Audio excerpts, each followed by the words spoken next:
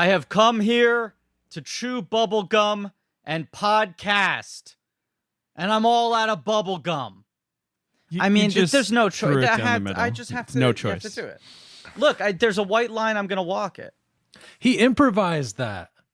He says he improvised it. Right. Carpenter says he wrote it.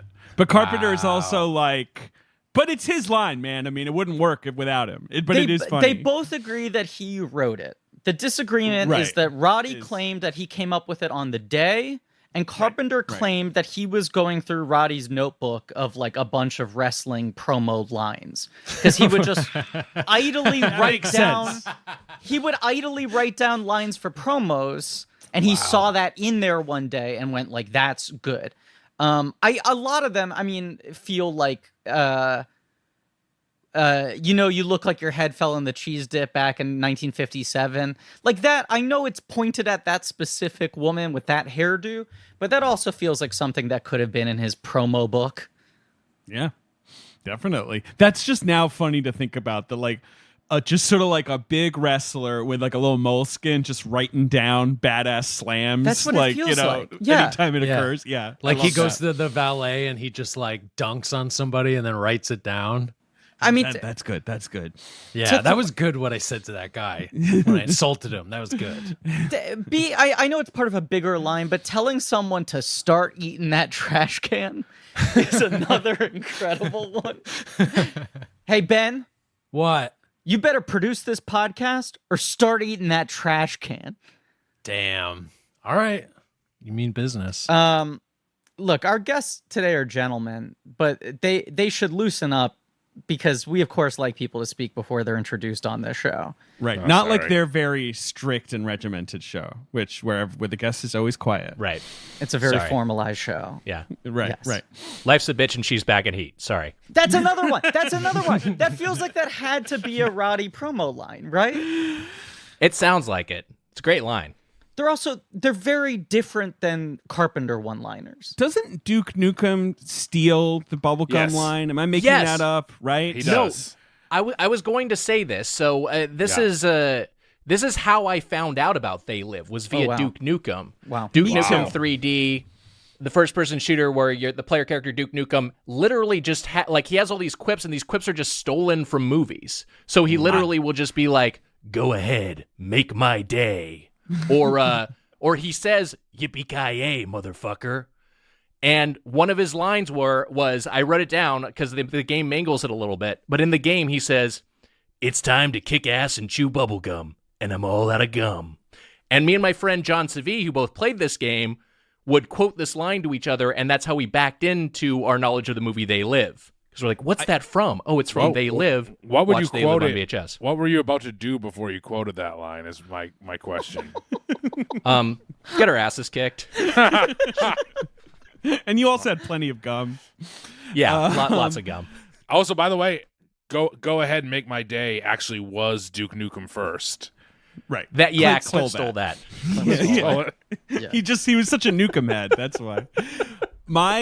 My elementary school friend Gavin had the poster for Duke Nukem 3D on his wall, with him, the two guns where he's shooting down. Wow. And when I was like 10 years old, I was like, that's the coolest possible thing you could have on your wall. There's nothing better than this poster. It kind of still is. Yeah. Yeah, One might could still argue. Yeah. Right. Yeah, I'll argue, like, if I was on a date and I was lucky enough to be invited back to a woman's place afterwards, were I granted the honor, and I saw that on her wall, I would maybe propose marriage instantly. And I've never played a She'd Duke be like, Nukem "Get out of game. here, freak!" I know.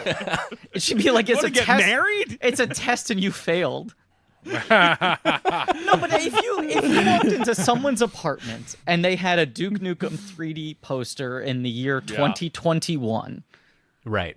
right? And we are all men in our 30s. Or no, Nick, you're in your 40s now? I'm in my 40s, yeah. I'm in my fourth decade. Okay, so three of us. It's rough. Four of us are young men. You're actually in your Nick. I hate to break this to you, but you're actually in your fifth decade. If You've you actually do that, lived you're right. 4 decades. You've entered yeah, the you're fifth. right. You've entered the fifth. Fuck. Yikes. There are four young men on this show, filled with joie de vivre, and one man on the other side. But I think if anyone in our general age bracket had a Duke Nukem 3D poster today, I'd be seriously impressed. Right. You would think about marriage. Duke very Carpenter-y in general, right? I never played any of these games, but that the vibe of that feels very, or should I say this? Duke Nukem feels very Kurt Russell to me. 100%. That's the most. It's not funny. Exactly that. Right. Yeah, he's funny. He's funny. He's got quips. Again, just stolen from other movies. But he's an exaggeration of the action hero. He's like a kind of a self-aware parody of the action badass. It's very Kurt Russell. It seems like pretty directly pulled from Big Trouble in Little China, honestly. Yeah. And Snake Plissken, it's maybe like a 50. Although, I mean, fucking Solid Snake is pulled from Snake Plissken. It is funny. I mean, we'll get into it.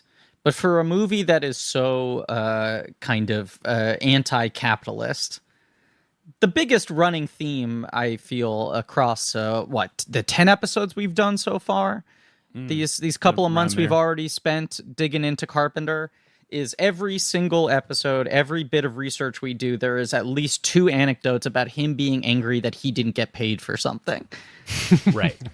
Yes. And this one, Griffin, I'm sorry. It's a Shepard Fairey, right? He jokes about that. Correct. Yeah. He goes, that shit, he should pay me. Like anyone who is inspired by his work, he argues should pay him. And then there's a quote here in the dossier about Carpenter being like, "No, I mean, come on, I love making money. I'm a pig in shit. Are you kidding me?" It's his whole thing. We're all sellouts. That just because he hates it doesn't mean he's not also like, yeah, maybe I'm a sellout. Who cares? Pay me. He just wants to play his video games. It's the system we have to live within. It's the obey thing, though. The Shepard Fairey thing, it just is obey from the movie. It's just like lifted from the production design. Right. It's just like that. Is it a matte painting? It's just the same thing. Yeah. Also, my thing is like, oh, that would be a cool poster to have a They Live like obey poster. But now Shepard Fairey it's over. Yeah. It's over. You can't do it anymore. Right. Yeah, he made it not cool. It is wild that he has built such a career for himself off of like fucking decals, right? Like, sure. Like I grew up in fucking New York City. I remember seeing those things pop up when they started, when it was just like, that's a striking sticker. And it was the just Andre the Giant, right? With the obey. So he took a guy's fucking face, and he took a fucking typographical logo from a different movie, and he put them together, and he built a fucking empire on it. And when it was like some weird underground thing popping up on like fucking lampposts and whatever, you were like, oh, cool. And then when he's doing, I don't know, Supreme collabs or whatever, you're like, he should be paying the Andre the Giant estate. Yeah. He should. Agreed. I agree with that. Griffin, introduce our podcast. This is a podcast called Blank Check with Griffin and David. I'm Griffin. Oh, yeah. I'm David. Hell yeah. Yeah. You're excited today. I am excited. I saw a good movie this morning. They Live? Here with my friends, the Doughboys. Well, no, I saw They Live yesterday. I saw Memoria. I saw a pitch upon. We're ethical. I'm trying my best. With a movie most people will have to wait 15 years to see. Sure. Yes. Well, I just saw it and I loved it. Do you guys know about this, Nick and Mitch? I'm going to introduce you in a second. You haven't been introduced yet. No, what is it? I don't know about it either. This guy's new movie, they announced that it's never going to be released on streaming. It's never going to be released on home video. It's never going to be rentable. Their plan is to have By the way, I would assume none of that is true. I agree. That's what they're saying. Saying what they're saying. That's what they're saying. What they're saying is that this movie is just going to play in theaters indefinitely, but it's only going to play at one theater at a time. It's going to play one Scream It'll at a be time. a road show. It's an open-ended road show. It will never play in more than one screen, one theater, one city at a given time. Wow. Yeah, I'm into it. I'm into it too. Why not? People are mad, but it's like, I don't know. His last movie was in 2 theaters total, basically. So it's not exactly, But anyway, who knows? All I'll say is if it's ever in your town, go see it. It's 2 hours and 15 minutes long. Tilda Swinton listening to noises. It's great. And here's what I'll say.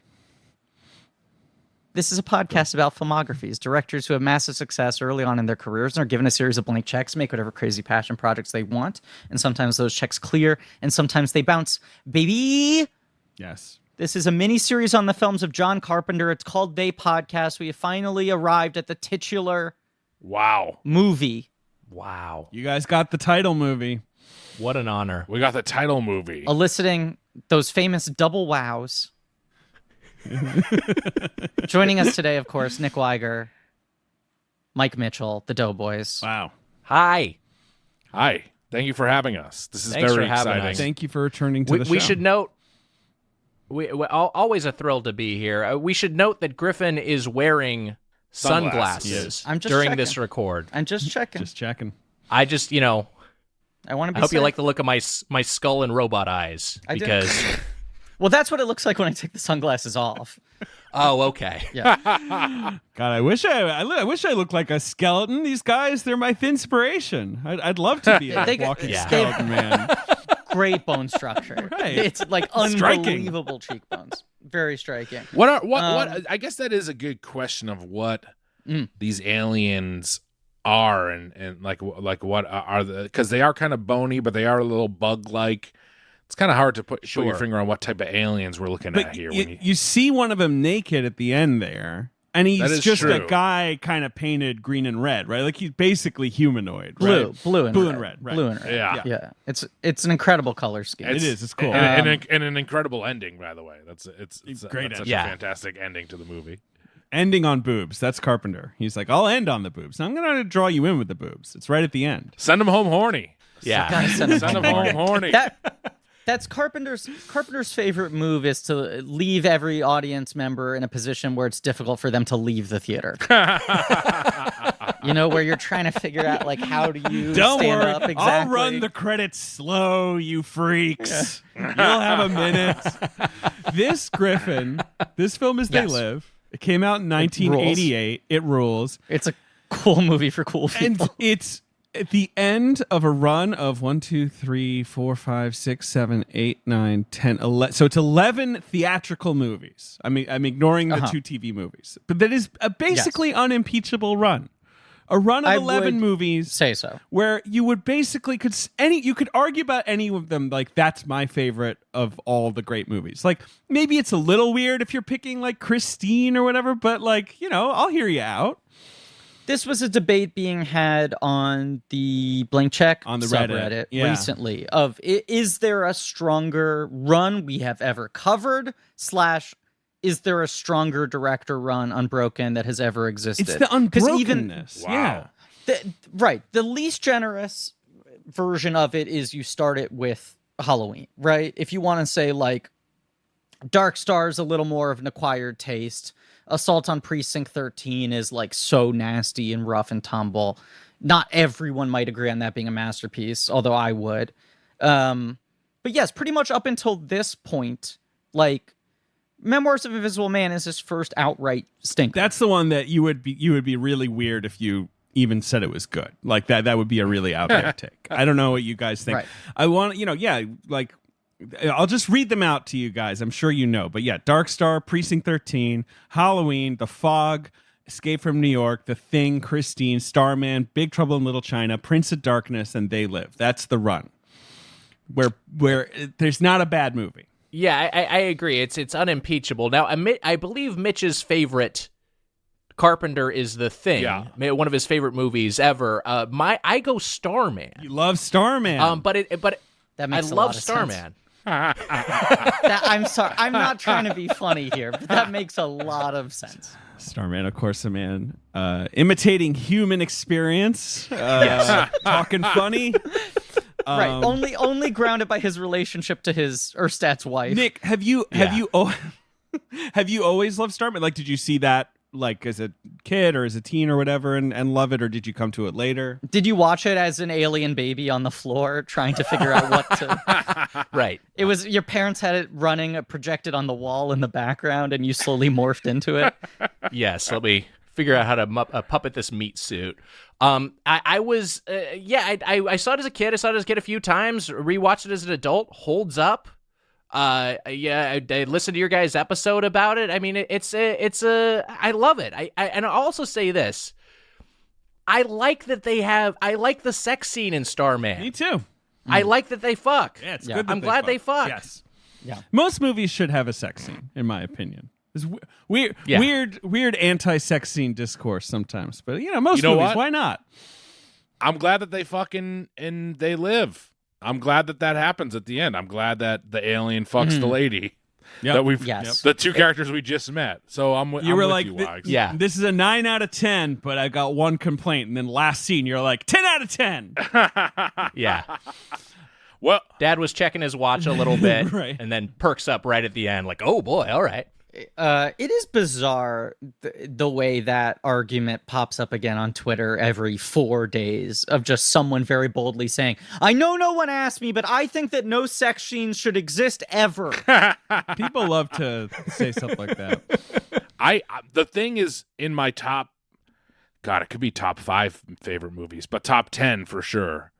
I love The Thing. And I saw The Thing late. I saw The Thing when I was like a sophomore or junior in college, and so kind of late as far as developing, because I liked horror but I just had never saw. And then I was in like a sci-fi class or something like I think it was I don't know, some bullshit college class about sci-fi where we watched sci-fi movies, and and they put on that scene from they put in the scene from The Thing where everyone's tied to the chairs. And then they're testing the blood test scene, and I was like, wow, I got to watch this whole movie. This scene is insane and scary. That scene is insane. The guy vibrating in the chair. I mean, that scene rules. It rules. He jumps to the ceiling, and then I watched the movie, and I was like, I can't believe I've never seen this or really haven't really heard people talk about it too much. I think it was maybe slightly before it had a renaissance, and people loved The Thing, and I feel like people rank it pretty high now too. But I hadn't even really known of it or heard about it, and I just think it's the best horror sci-fi movie in the snow there's ever been. It doesn't need all those factors, but it. Well, when we did our episode, we had a pretty serious conversation of like, is this the best thing we've covered on the podcast ever? Right, Griff? I mean, it was. Wow. It was a debate. It was in the in the conversation, and we've covered some pretty big honking movies. We sure have. Hotel Transylvania 2 amongst them. That's true. Right. Mm-hmm. Mel Brooks is in that one. Yeah. I just think that movie is just the practical effect powerhouse that every horror movie should watch The Thing and try to make things look like The Thing. Because you posed an interesting question. We have a group text, the four of us. That's right. Blinked out. You posed an interesting question to the text the other day, which was, is there any effective use of CGI in horror? yes. Like, what horror movies, if any, use CGI to their benefit? Yeah. Yeah. And I think there are some, but Few. Few. There are few, though. I do think you're onto something in that more so than any other genre, perhaps. I think The Conjuring uses CGI very well, but it uses it fairly sparingly, which is probably part of why I like it. I said to Mitch, one of the examples I liked is the Crooked Man in Conjuring 2, because I feel like that's a very specific type of creature that you couldn't really realize practically. But you said you don't like the Crooked Man. I don't like the Crooked Man. It's the moment that took me out of the Conjuring 2, but I do like Conjuring 1, and I do know that they use, there's CGI in it, and I think it's effective. I think of a movie. Look. There's some movies that use CGI, and they're like, "We're using CGI, and you're going to be on board here." And I feel like Hotel Transylvania 2. Hotel Transylvania 2, very early incredible on, use of CGI. Very early on, they make it clear. But like Starship Troopers, I think is also one of in my top 20 movies. But that's like more action sci-fi, like genres where you can argue there are many films that are clearly improved by the advent of CGI.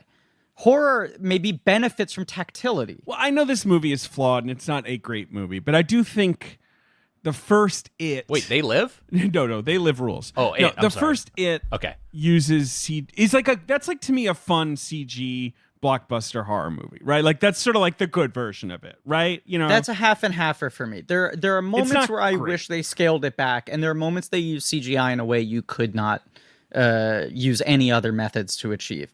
I mean, The Ring was the obvious example I threw out. The Ring is the big one. But even that, you know, doesn't use it too much. It just uses it for very crucial scares, which is why it's cool, right? But like, look at this film, They Live, a movie in which its greatest effect is switching from black and white to color, and back and forth, right? Which I believe was a huge pain in the ass, actually. Huge pain in the ass, but is an incredibly, like, just sort of simple, practical, time-consuming trick, right? Mm-hmm. Of just having to redress everything over and over and over again. And all of the aliens in this movie are just, like, overhead masks. I mean, this film had a very limited budget. Mm-hmm. They don't have, like, detailed prosthetics. If you look at any of the scenes with the aliens, their mouths just kind of, like, flap a little bit. Like, they're all just pretty much well-sculpted Halloween masks without any mobility. And it fucking works. It fucking works. Yeah. Right. You don't look at it and go, man, I wish he had more scale and more resources and more technology to be able to realize this thing. And it's not a scary movie, of course. It's not. There is like it's upsetting. It's upsetting. There is a moment in the movie, like this to me, Nick was saying that he knew Duke Nukem first, and I was a Duke Nukem fan as well, but I believe I saw this first, but just on like USA Up All Night type of show, like which is itself a very horny show. So like I like, as a young boy, saw like snippets of this. I feel like more than I had seen the whole thing, and then later watched the whole thing. And I always was like, oh, the aliens kind of look goofy or whatever, but watching the movie, there is like a scene where you're like, oh, this is kind of like the scene in the grocery store where you're like, oh, he's found out, and this is nerve-wracking that he's found out by all these aliens and he's going to get cornered or whatever. But there's no, I mean, like the Thing is inarguably a much scarier movie, right? This is more satirical thriller. How do you even classify this movie? Yeah, it's almost like it's really kind of almost a straight sci-fi movie, but just with very little actual, detail on the science side of things. But it's like sort of like a kind of a throwbacky sort of Twilight Zone thing, but then also there's wrestlers wailing on each other, which is great. It could be love. It feels weird to classify it as an action film, but it also features perhaps one of the longest unbroken fight scenes in any Western film ever. Yeah. I mean, and it almost it's like, what if a Twilight Zone episode just took a break for 15 minutes and had two guys punching each other? It could be called a fight movie. I mean, it is just like it could just be a fight movie, a brawler. Yeah, it's got some great some great action moments, some great gunplay. It's like a sci-fi action movie, but it's also just so like. I always mentally, as a kid, like categorized this with Repo Man, which is a very different film, but it's also like it's the sci-fi film. That's also like, it's not a comedy, but it's like funny, and it's got some it just felt so distinct and different from like everything else I was watching. I guess kind of Army of Darkness is the same sort of tone I kind of think of, even though it's not the exact same sort of thing. But like, it's just it kind of defies classification in the same way that Repo Man does, at least in my mind.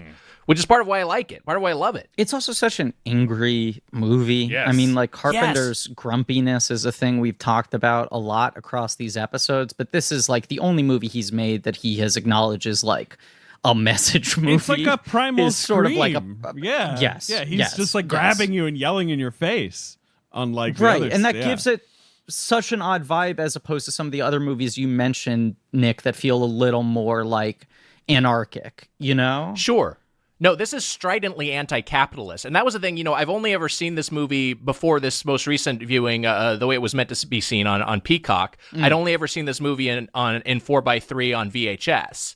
And I remember being like, oh yeah, it's like comments on consumerism and, that sort of thing. But then rewatching it now, I'm like, oh, this is stridently anti-capitalist. This is such the messaging is so forward in this movie. It's baked in from minute one, and it's like basically crucial to every scene and every character. It's right. It's sort of like just it's a watermark on this movie. Like, you know what I mean? It's always there. And seeing, you know, like honestly, the bulldozing the home, the encampment of unhoused people, I found so upsetting to watch, as knowing that's a thing that just like, you know, happens in LA and like every major city, of just like cops coming in and throwing everyone's possessions away and like evicting them when they got no place else left to go. It's just like, that's so fucking vicious, and it's a gnarly scene. That's the thing about They Live. Like, you know, it's trite to say it, but like it is essentially, it's like 100% as relevant as it was when it was made. Yeah. Unfortunately. Its message is barely needs to be tweaked to fit contemporary times. And yet, like, when you watch it, you're like, oh, this is so specifically rooted in the Reagan era, and it's so clearly about the 80s and, you know, what Carpenter's perceiving around him. And yet, you're like, but you know what? Still basically hits right in the same spot, down to, like, what you're saying, down to, right, clearing out unhoused people in Los Angeles, and, like, you know, like, down to just people being willing, just being like, whatever, man, let's just sell out. We'll talk about it. But, yes. Yeah. Yep. By the way, my mom delivered me a chicken Caesar wrap. I told you guys that this would happen, and it has happened. She was very sneaky about it. Though. Yeah. She didn't even enter frame. She didn't enter frame. I caught her. Nick saw. She kind of peeked in. Yeah. And she gave me, as a drink, she gave me a Bud Light seltzer, and I was explaining to her that it's alcoholic, but I said thank you. Wow. Your mom's giving you booze? She's giving me cool. booze. Yeah. Sneaking booze into the Liquoring basement you for up. me, even though it's the opposite, Wags. I used to have to sneak it down here by myself, and now she's sneaking it down for me. She's just delivering it to you on a tray. Delivering it to me on a tray. Is that cherry limeade flavor? That is a cherry limeade Bud Light seltzer. Yes, it's wow, just insane. That's a lot of things on one can. It's a lot. Yeah. Unga Cherry Pachka, as Wiger would limeade say. Bud Light seltzer. Have you guys done that on the show yet? Is that good, Bud Light seltzer, versus, you know, compared to the other various alcoholic seltzers? Where does it fall? Yeah, we tasted a few of them. I think the Bud Light was decent, actually. Right. This cherry limeade one is good. I like it. It tastes like a cherry. Yeah. It's like I think most people would classify it as disgusting, but it's pretty good. Sure. Have you guys messed around with the White Claw Surge? I just got some of those. No, What is that? That sounds a little scary. It is a little scary, and I had some, and I had trouble sleeping, and I was like, does this have caffeine in it? I was wondering, but I don't think it does. It's just got a higher ABV. It's like an 8% ABV instead of 5%. So it's a little more potent. It's like an IPA White Claw. Oh God, that would Interesting. ruin good. me. God, Yeah. I would be annihilated. A boozier seltzer is all it is. It shouldn't exist. Now, here's my question to you. Like, just like the aliens and They Live, will listeners be able to pick up on me eating a sandwich? Absolutely. I guarantee you. I don't know. I used to eat bagels on mic almost every single episode, and it drove people insane. I know you guys host a food podcast, and you often try things on mic, and you've had to deal with the misophonia folks, who I feel for. I understand. I eat my bagels before recording now, but you can't escape them. Sometimes I think I took one bite across 2 hours. There's no way they'll pick up on it, and they do. They always do. Yes. It's like a dog whistle thing. I'm always chugging, and I'm drinking a beverage pretty constantly as I'm recording any podcast, and I often worry that a big healthy gulp will be picked up by the mic. As you say this, Mike is chugging his. Is that a second beverage? It's a really went. It's for a Coke Mini. Wow. I got a Coke Mini because they're downstairs. So you have a Bud Light seltzer with a Coke Mini back. I'm not going to drink the Bud Light seltzer. That was what the whole conversation was about. I can't. Okay. You could drink it. Yeah. Don't you want to get drunk, Mitch? I mean, I'm Mitch, sure Nick is drinking one of those White Claw. What is it called? White Claw Storms? What? White Claw Surge. Surge. It's all it is I'm stronger. not drinking that. It's just a stronger version of noon Pacific time. It is strong. Yeah, I think it's maybe I kind of liked it, but it made me feel weird. So I don't know if I'll go back to it. That's my review. Okay. How many forks? 5. Okay. Wow. Okay. 5 forks? No, I'll it's more like a 4-forker. What if you put on the sunglasses? What would it say behind White Claw Surge? Swallow. To be fair, Nick, though, that's what you see written on most things when you put on sunglasses.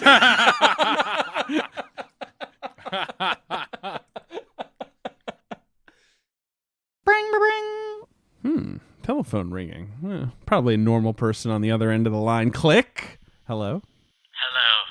Hello. Who's this? It's Terence Stamp again. Terence Stamp, famed British actor. You are British, right? I don't want to impugn. Are you Irish? Sometimes I make that mistake. I think I'm British. You're from London. England. How would you know that? Did you know your father was a tugboat stoker? I assume that means How would you know he that? was down in the boiler or whatever, stoking the fire. I would knew that because I Googled you. That's how I knew. It's been a while, David. It's been a while, Terrence. How are you doing? Okay. Hasn't been a great couple of years for my business. Your business? Do you mean your professional career as an actor, or are you talking about something else? No, my side venture. What's your side venture? Remind me. Stamp.com. Oh, sure. Is that like a personal website? It is a website where you can print out your own personal headshots of me, Terence Stamp. from home. Just of you, not anyone It's a else's little limited. headshots. I'm realizing it's a little limited. Can I select from like various eras of Stamp? I'm assuming you've had different headshots over the 3. years. You've had 3. You've had 3. Sort of young, middle, and old. People Right. were complaining to me they were so tired of wasting time in line going to the local print shop to get So their there's stamp headshot printed. there's kind of there's like a Billy Budd Terence Stamp. There's like a Superman 2 Terence Stamp, and then there's Correct. like a limey, sort of older Stamp, right? Well, I thought if I gave people the option to print out their own stamp from home, business would boom. But it turns out people are busy doing something else. I think what the problem is, it's if you go to stamps.com, you pluralize that. Maybe you're a small business, and it's hard to maintain a small business. So this Very is difficult. I know, and you're having that struggle. What stamps.com does is it takes away all that time you might be wasting going to the post office because it makes it easy to mail and ship right from your computer. You can send Right. It letters sounds and packages. Yeah. They offer a wider array of services. They that have perhaps apply more. to more people. Yeah, they do have more. And it's a little more economical because, you have discounted rates from UPS and USPS and more. Yeah. Since 1998, they've been operating. They've been an indispensable tool for nearly 1 million businesses. They've been operating longer than since you were in the Limey even. And that's a long time. Well, not too long in such a storied career. That's true. In terms of the arc of your career in general, it's not as long. But still, Stamps.com, they bring the services of the U.S. Postal Service and UPS shipping right to your computer. Whether you're in an office sending invoices, maybe you're an Etsy shop, maybe you're a warehouse shipping out orders, Stamps.com. Or maybe you're Terence Stamp shipping out headshots to other people. Yes, or you're Terence Stamp himself. All you need is a computer and a standard printer. You don't need special supplies or equipment. You know what, Terence? You might actually like Stamps.com because, you can print official postage for any letter package anywhere you want to send, and you'll get discounts on postage and shipping from USPS and UPS. So if you're sending out headshots, maybe you can do it a little cheaper. And you just schedule a pickup or drop it off for the mail. Okay. There's no traffic. There's no lines. You get all the confusion out of shipping. They've got a rate advisor tool so you can compare shipping rates and timelines to easily find the best option. Could I put my own face on the stamp? Could I do a headshot on a stamp? I actually don't know about customizable stamps, but it's a modern age. A stamp. Look, all I know, Terence, is you can save time and money with Stamps.com. There's no risk. And with my promo code CHECK, you get a special offer that includes a 4-week trial, plus free postage, and a digital scale. There's no long-term commitments or contracts. Just go to Stamps.com, click on the microphone at the top of the homepage, and type in CHECK. That's Stamps.com, promo code CHECK. Stamps.com, never go to the post office again. Do you mind if I offer my own deal quickly? Sure. If you go to stamp.com, singular, and use promo code CZECH,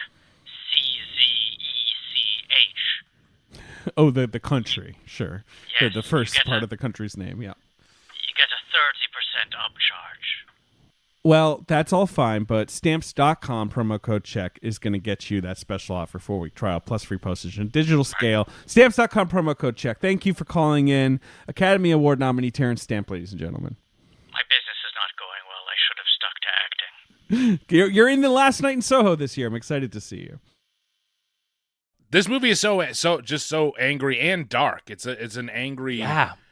There's not a lot for a movie that is kind of like light as you watch it. In many ways, like I just think Roddy Piper is like light in his delivery, and like they are kind of like two likable guys. It is just kind of dark, and it shows by how quick Piper just is on board with killing all these aliens immediately. Right, just firing a soon. Shotgun randomly into a bank. That's like within minutes. The other weird thing about this movie is it is simultaneously so bleak and so silly. Like, yes. a lot of the movies you're throwing out, Nick and Mitch as well, like, are interesting analogs, but I also kind of think there's no movie really like this. There are other movies you can put in the same bucket as films that are equally uncategorizable, you know? Is that a fucking word? But yes, this is such a bizarre, like, tonal work.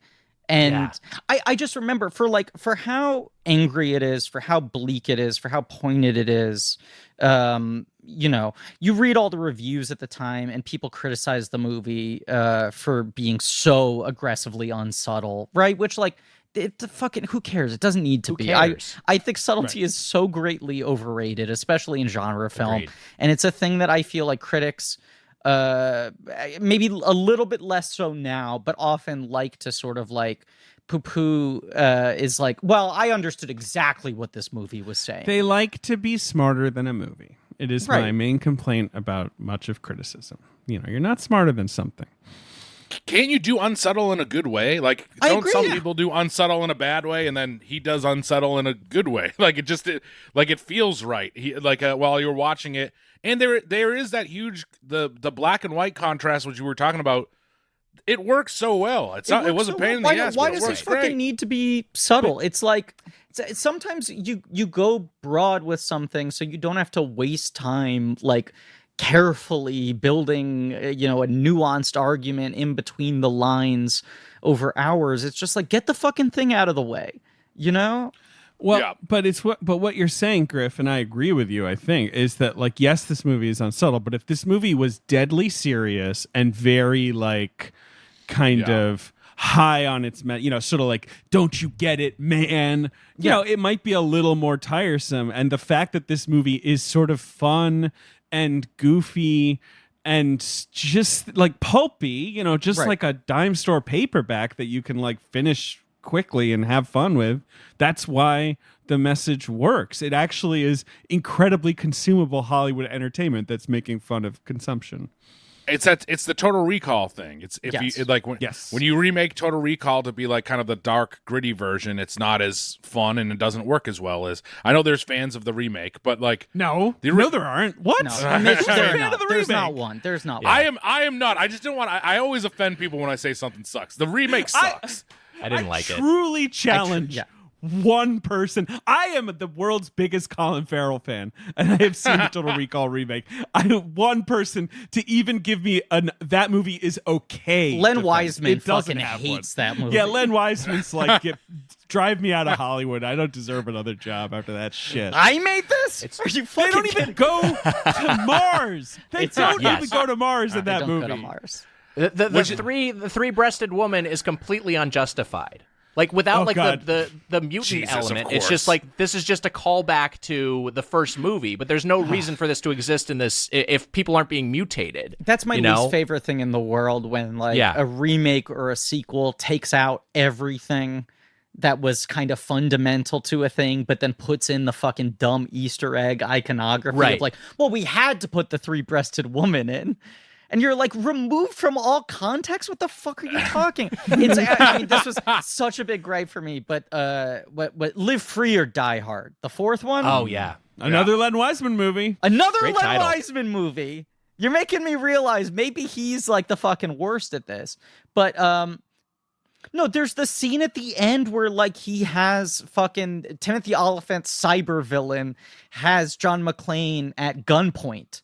And he says like any final words, and he goes, "Yeah, yippee-ki-yay, motherfucker." And it's like the thing you said to a random terrorist 35 years ago, that means nothing to this guy. You said it in the context. Hans Gruber said to you, "You think you're some sort of cowboy," and then you said "yippee-ki-yay, motherfucker," which is a call and response joke. Like there's a back and forth there. 35 years later, you decide to just polish it off and throw it out at this new terrorist. Yeah, I imagine he's retold that anecdote though a few times, and kind of like people have been kind of like, "Oh, that's cool, man!" Like, "Oh, what a badass thing to say," and so he's kind of high on his own supply at this point. But he's also like, it's none of his fucking cop cronies are there to witness it and go like, "John, you brought it back." Right. Not to make this the Len Wiseman sucks hour Let's do it. or whatever, but Let's like, do you know, it. he is sort of the epitome of that, like, you know, mid 2000s director where it's like he'll put together a competent action sequence for you.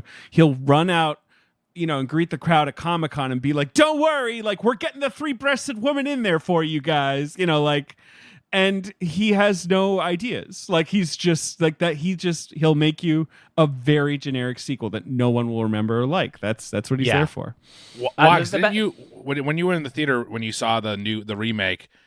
Didn't you get up and you say, "You expect me to jack it to this?" Didn't you yell that out in the theater? I'm off to watch the final scene of They Live. Thank you very much. So I actually saw Total Recall the remake in theaters, and our friend John Daly, by pure coincidence, was also at the screening. And afterwards, he saw me, and he's just like, "That was a real bad movie, man." Like, yeah, you're right. Indefensible. That movie is. I feel like the Wiseman version of They Live, it would be like a very sexy, serious sex scene between the alien and the woman at the end of the movie. Right. Yeah. Don't worry, we put the alien tits in there. We had to, but the sunglasses aren't in it. There are no aliens. There's no black and white, and it doesn't have the messaging. Do they even go to the moon, or isn't it just set? It's like there's an elevator that goes from one end of the Earth to the other, or whatever. In the remake, they don't go to That's space. all it is. They don't go to space at all, is my understanding. Yeah. Yeah, no space. Right. There's just man. It is insane to watch the wonderful Paul Verhoeven movie Total Recall with all that crazy crap on Mars and be like, you know, movie ends, credits are rolling, lights come up in the screening room, and they're like, "So the Mars stuff, right? We're getting rid of that. Don't need any of that shit." One quick thing on Live Free or Die Hard. The thing that does bother me, I totally agree with you on the yippee-ki-yay motherfucker. Makes no sense why I would say that. But the thing that bothers me is it's a PG-13 movie. Right. So he times a gunshot over the fucker. So it's like yippee-ki-yay mother. And it's just like, oh well, give me the fuck. Go for the hard R. Give me the motherfucker at least. And then everyone goes like, "What did you say? I couldn't hear you over the gunshot." And then when he repeats it, they're like, "I still don't understand. Why would you say that now?" I mean, sure. No one called Thanks you for a killing cowboy. him. Yeah. Appreciate, yeah.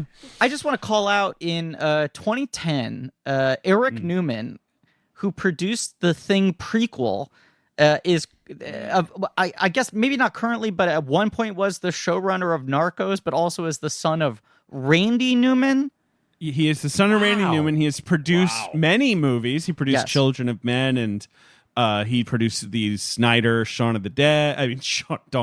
Jesus. And the RoboCop remake. Griff. He's done a lot of these fucking remakes. He was supposed to remake They Live. Universal announced they were remaking it in 2008. And then he did an interview where he said that I'll read it as it's written here in the dossier. He announced plans for the remake to move away from iconic aspects of the original film, most notably the sunglasses, which allowed John Nada to see the hidden alien world. That's insane. I mean, it's what we were just joking about. But I remember, I mean, talking about like our first exposure to this movie.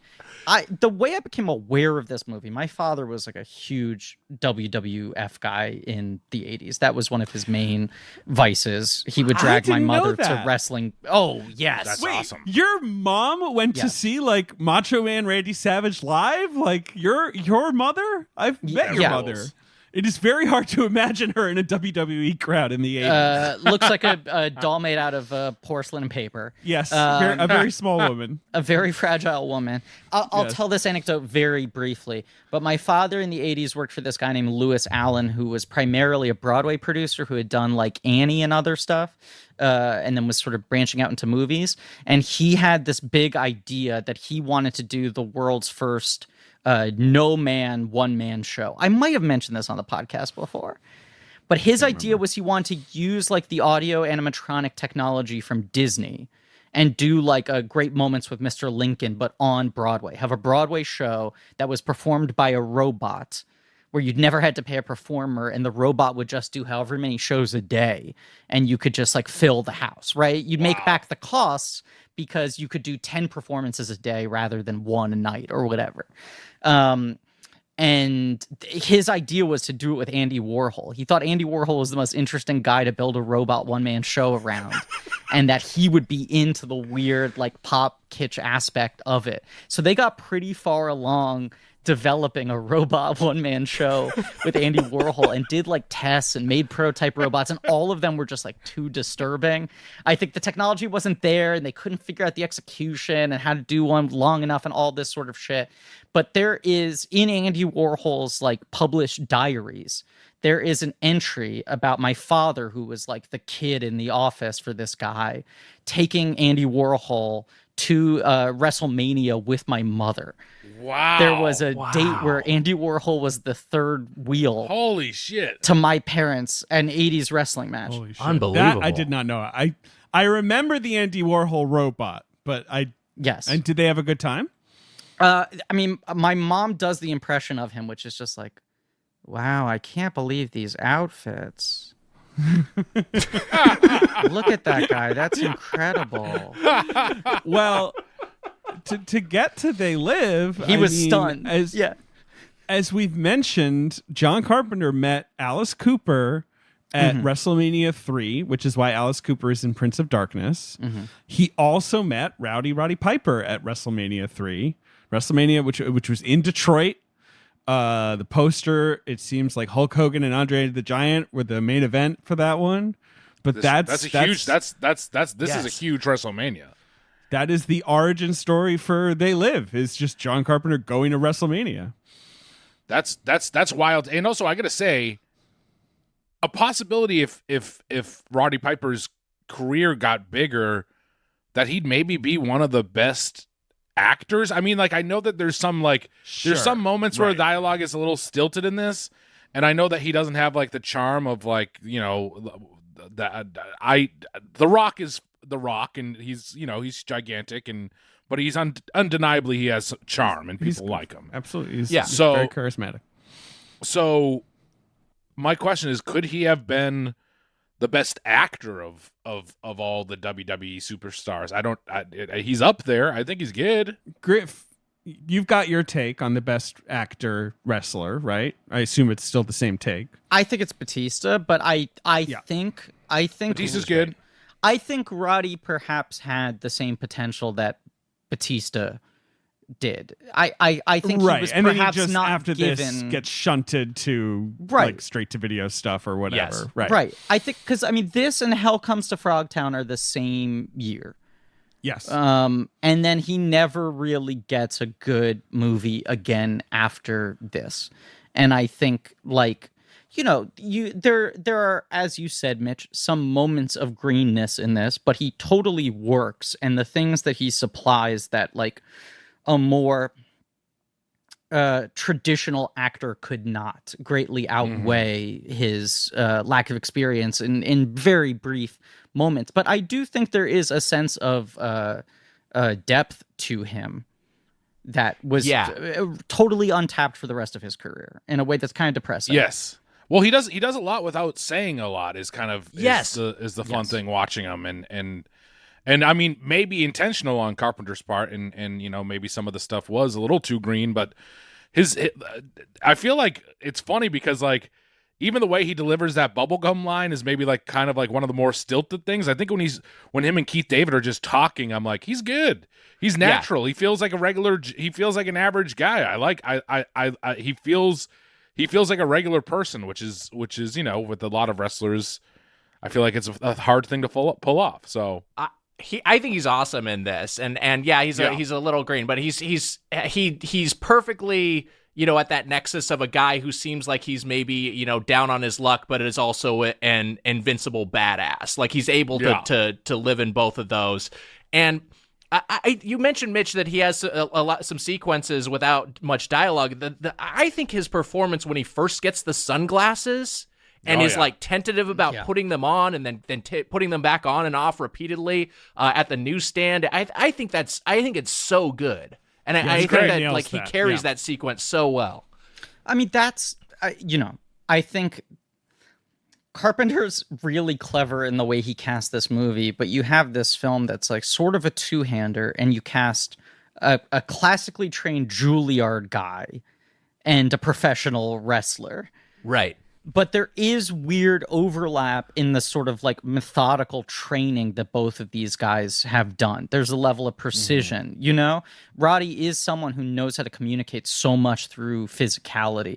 I agree with Mitch. I mean, I love this performance. I'm not actually criticizing any of this, right? We're just sort of being objective here. But like, I feel like the moments where he's a little more stilted are, like you said, the ones where he's sort of playing more of the classic like action hero beats, right? Yeah. Or he's throwing out one-liners or whatever, and it feels like maybe he's butting up against his tendency to go really big with those moments as he does when he's playing to an arena. But any of the smaller intimate moments, anytime he's connecting with another person, anytime he's just having a moment of reflection or reaction to something, he's just like so spot on. Yeah. Agreed. He seems like a great guy. And from all accounts, I heard that he was. Wags, did you ever work with him? He worked in like the comedy scene a little bit. He did stand-up for a long time. And he remember he was on It's Always Sunny, and like he did stuff, right? Yeah. No, he's dabbled in the comedy world. Yeah, he was in a Funny or Die video when I worked at Funny or Die, although I was not involved. But by all accounts, a lovely man. I can also just say like he looks great. He looks unbelievable. Like he takes his shirt off. He looks fucking great. His ass looks great in those jeans. He's just like he looks so fucking badass in this. Like I was looking at him and Keith David. Just in my head, I was like, those are men. Yeah, I'm looking at men. And they're young. They're younger than us. They're like 34 in that movie or something. But you know, it's the thing that's lost now, right? Like, you know, where it's like, yeah, those are really built, you know, guys, but they don't look like aliens. Yeah, they look like dudes who like do yard work, you know, and will like fix your gutters if you need that. You know what I mean? Like they just sort of look like dudes, like regular guys with big biceps. Yeah. Which makes me believe the fight. Like I believe that fight happened. 100%. We should read these quotes about the casting process because JJ, a researcher, pulled up a treasure trove of shit here. But this is Carpenter talking about why he cast this Roddy. Is the quote. I love this quote. He said, unlike most Hollywood actors, Roddy has life written all over him. He's been hit so many times that he is really broken up. He even walks funny because his pelvis was shattered and his back was wrenched. He's definitely not a pretty boy, but he's the toughest guy I've ever met. You could run a truck into Roddy and he would still be standing. Like, that speaks to the whole fucking thing. And also so much of his hotness in this movie that you're just like, this fucking guy. Yeah. Did you guys watch him in the 80s? Like, I remember him a little bit. It's sort of the tail end of the 90s when he was kind of still lingering but I don't know his 80s run in the WWF that well at all. Yeah, I mean, it's amazing that I did watch him some as a kid. I will say that it is kind of amazing that Carpenter had the clout if he was going to cast a wrestler, to say, like, I'm going to cast Roddy Piper, who was great, an awesome performer, but he does not have the star power of a Hulk Hogan or an Andre the Giant. You know, like he was not at that same threshold of superstardom that transcended the wrestling world. But yeah, I remember wore a watching kilt, him. right? He had a kilt. He had a bagpipe. That's what I was gonna gimmick. say. Did he wear a bagpipe? Right. Yeah. Okay. He did a lot of stuff with bagpipes. Even though he's actually Canadian. Yeah, but he was like he did a that was this whole thing, Roddy Piper, because he was a bagpiper. He's from Saskatoon, your favorite town, right? Didn't you guys do a show in Saskatoon? Am I making that up? We did a live Doughboys show in Saskatoon in the dead of winter. And all of our Canadian listeners said, "What the fuck are you doing? Why would you come to Saskatoon, of all places, in January?" The people who live in Saskatoon were angry at you. Yeah. It was like flying into the base from The Thing, basically. Yes. We flew in and we were like, there's nothing here. There's one base. Like, and the plane is descending? What's happening? I don't see anything. The ticket taker is some frozen body with two heads being pulled apart. You gotta be. I think you have to be tough. Maybe that speaks to the thing of like he isn't a pretty boy. So then he takes off his shirt and he's just he's jacked. He's a machine. Well, Ben, you just have to hear this. He was expelled from junior high for having a switchblade in school. Wow. And then went on the run and lived in youth hostels and picked up odd jobs at gyms, and that's how he got into wrestling. Yeah. Yeah, I'm reading here. He said he was been on the streets since he was 13 and a professional fighter since 15. So That's that means nuts. that a lot of that monologue that he has in the movie about being with his dad, there's a really dark monologue about his dad holding a razor blade to his throat, and then and then his character goes on the road. Since a young age, I think he says 15 or something, but in reality, it sounds like he was on his own, maybe even earlier or something. But that must have been taken from his real life. That makes a lot of sense. Carpenter said he had Roddy write the entire backstory for this character. That he did not create a backstory and said, "I want you to come up with it, I don't want you to tell me any of it." And then at certain points, he extracted certain pieces to put into the script. It works so well, and it fits his drifter character great. Like you understand why, even though it is, like I said, a huge jump when he's just like, holy shit, aliens, and he starts blasting them. But it makes, when you hear his backstory, you're like, oh, it makes sense that this guy's been fucked over so many times, right? That he's willing to kind of take that fight. Also, I want to point out that a big way that people learn about this movie. And I know it's kind of a problematic thing because it's South Park and it's always problematic, but is when Timmy and Jimmy fight each other. Yes. I mean, I forgot, of course, yeah. It's like shot by shot, right? It's shot by shot. Yeah, I think it might even be the same. Is it the same length? Is it the same? Is it like 8 minutes or whatever it is in the movie? Right, whatever. Yeah. Man, I forgot. You know what? South Park is not my show, but I've certainly seen 100 episodes of it just because I was a teenager when I was a teenager. But Timmy's the one where you're like, well, I've seen so much South Park. Just it was we were all watching South Park, but it was never really my show. But I always forget about Timmy and Jimmy. Are they still on the show? They still doing? They're Timmy still and on Jimmy? the show. Jimmy's very funny. He's a stand-up. I was going to say, the Jimmy stand-up stand-up thing always works for me. I gotta watch that. I gotta watch that sometime. Anyway, sorry. And it's undeniably problematic that it's called Cripple Fight is the episode, and it's so in the way that South Park is problematic. I'm just saying there's no way around it, but I'm saying that is where a lot of people learned about this movie. Or you watch that as a teenager, and it's so specific. You go, this has to be some joke that I'm not getting. Right? There's something to the way that this sequence is designed that has to be referencing something bigger. I texted my father because I want to confirm my memory that Roddy was his number one guy of the 80s. Because, David, I know you were asking sort of what his thing was. And my dad said 100%. I said, can you put in a one sentence what you liked about the guy? And he said he could turn an artistically insulting phrase before his opponent knew what hit him. Wow. That part of it was the poetry of this guy.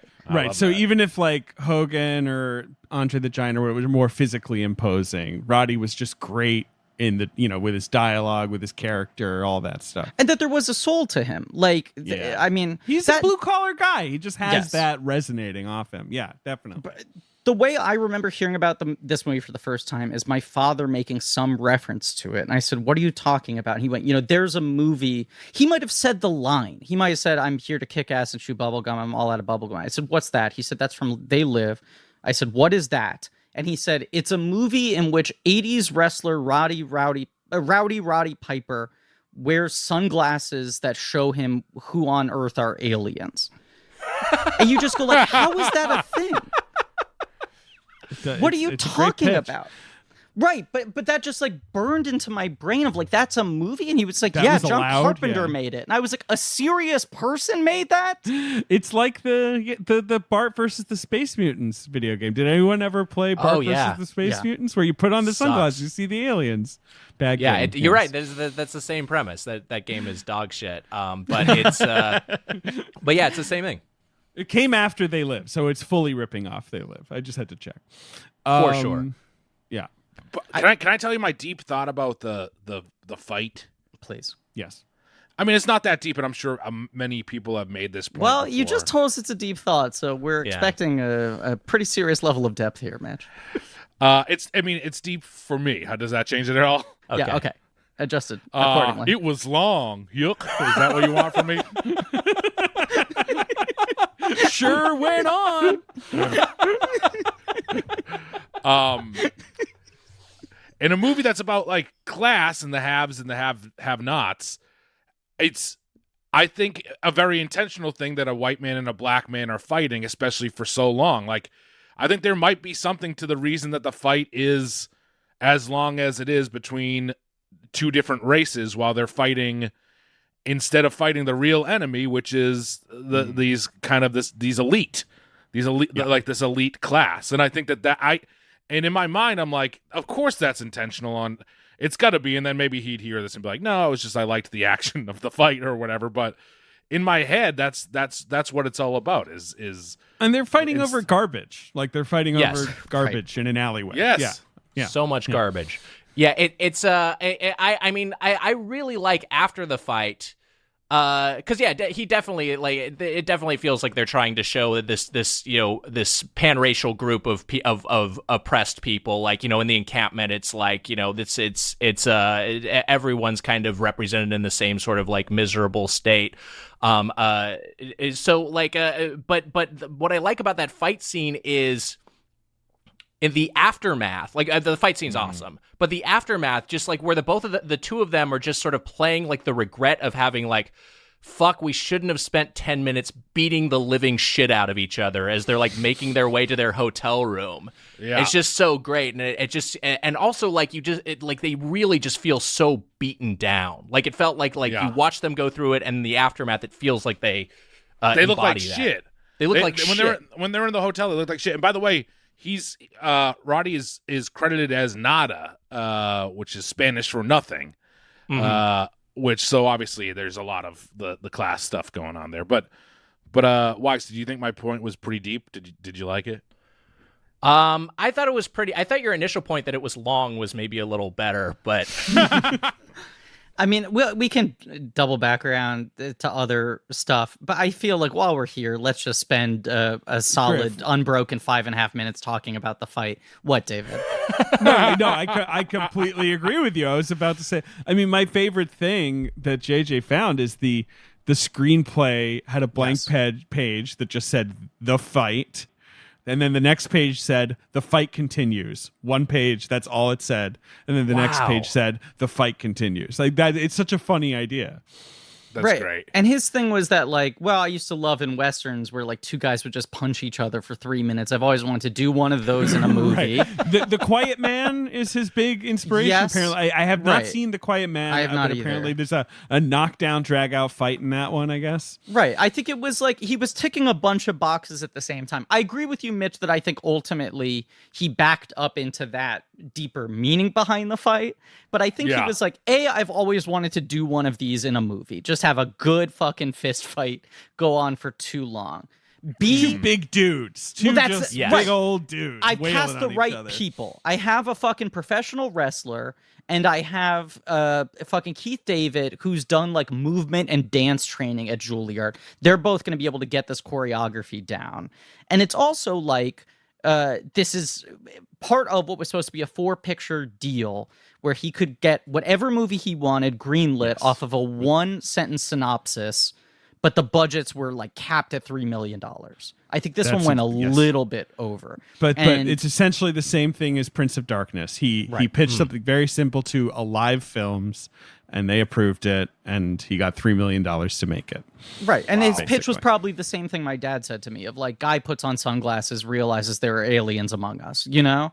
And like, as to why he cast a WWE guy, it's like, I think that's the level of like movie star he could play with at this point in time. You know, it's like the biggest name he could get is someone who I think creatively he wanted him for other reasons, but I also think he's in a budget cap at this point where the biggest name he could get is someone who is famous but not respected as an actor, you know, and try to make him into a movie star. But yes, it should have happened. That's the thing that annoys me. It absolutely should have happened. Yeah. I think that was just, I mean, you look at how many more chances Hogan got around this same time period, and it never really stuck, and he had all of the machinery behind him. And obviously, I think he was just less innately built for movies than Roddy was, perhaps. But I do think there was... I don't know if the American public was ever going to accept a former wrestler as a legitimate movie star at this point in time. When The Rock did it, it was seen as like, holy fucking shit, he bridged the gap. Yeah. Right. And it was a sillier time for wrestling. Not to say that's bad or whatever, but it was like a more day glow kind of look, the WWF. Sure, yeah, no, I get that. I mean, yeah, like we said, he was playing bagpipes and stuff, but I do think that the fight, as long as it is, it's like there's nothing that's that crazy. I mean, like there's the one move where they go, there's one move where they go up against a wall and it's cool and they fall backwards. But besides like punching someone and like not stopping, which is always crazy in a fight, is it doesn't look that crazy. And there's also a great moment where Roddy tries to hit Keith David in the groin, and he goes, "Dirty motherfucker!" And it's such a great, moment because they're just like fighting fair before that, and then he breaks this rule, and Keith David gets all mad at him, and it feels real. It feels like a very real moment too. It's great. Well, you look at the setup of the fight, which is there.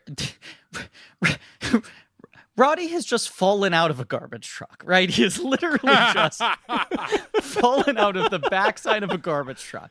Then this dude who he was friends with for like a day comes and finds him in this alley, throws a wad of money at him, believing him at this point to be a mass murderer, right? Someone who just had a psychotic break, essentially, and started wantonly killing strangers.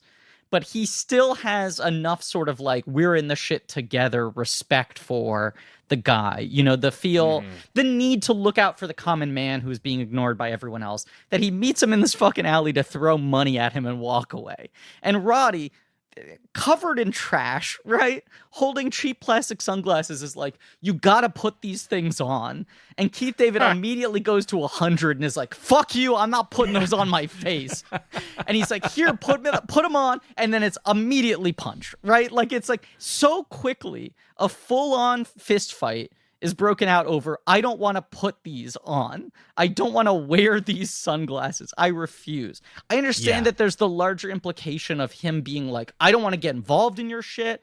I'm not part of this. I'm not a co-conspirator. I got to stay clean. But it is funny that there's just 5 minutes of him going, I don't want to wear these sunglasses, and then punching again. Well, and to add to that too, it's like earlier in the movie, a woman pushed him out a window. Yes. Yeah. Right. Like, and he fell 3 stories. That's how much characters don't want to wear the fucking sunglasses. People really don't want to don't want to try those on. That fall out the window is like a thing that I don't like. When I watched it, I was like, oh yeah. but she smashes him on the head with the glass and then pushes him out the fucking window. And that's such a crazy moment. He's just getting his ass kicked over and over again at this point. And he where doesn't he like sleeps like in a gutter that night too. He's just getting, and maybe that's why Keith David feels so bad for him. He knows that he's just fucking getting his ass handed to him over and over again. Yeah, it makes sense that it's just like, hey, I'm trying to help you, but I can't be in your life, and you're being a fucking weirdo and trying to put these trash-covered sunglasses on my face. Like, get away from me. Like, that sets him off. The Keith David line I love in this is when they're circling each other. He's just like, not this year.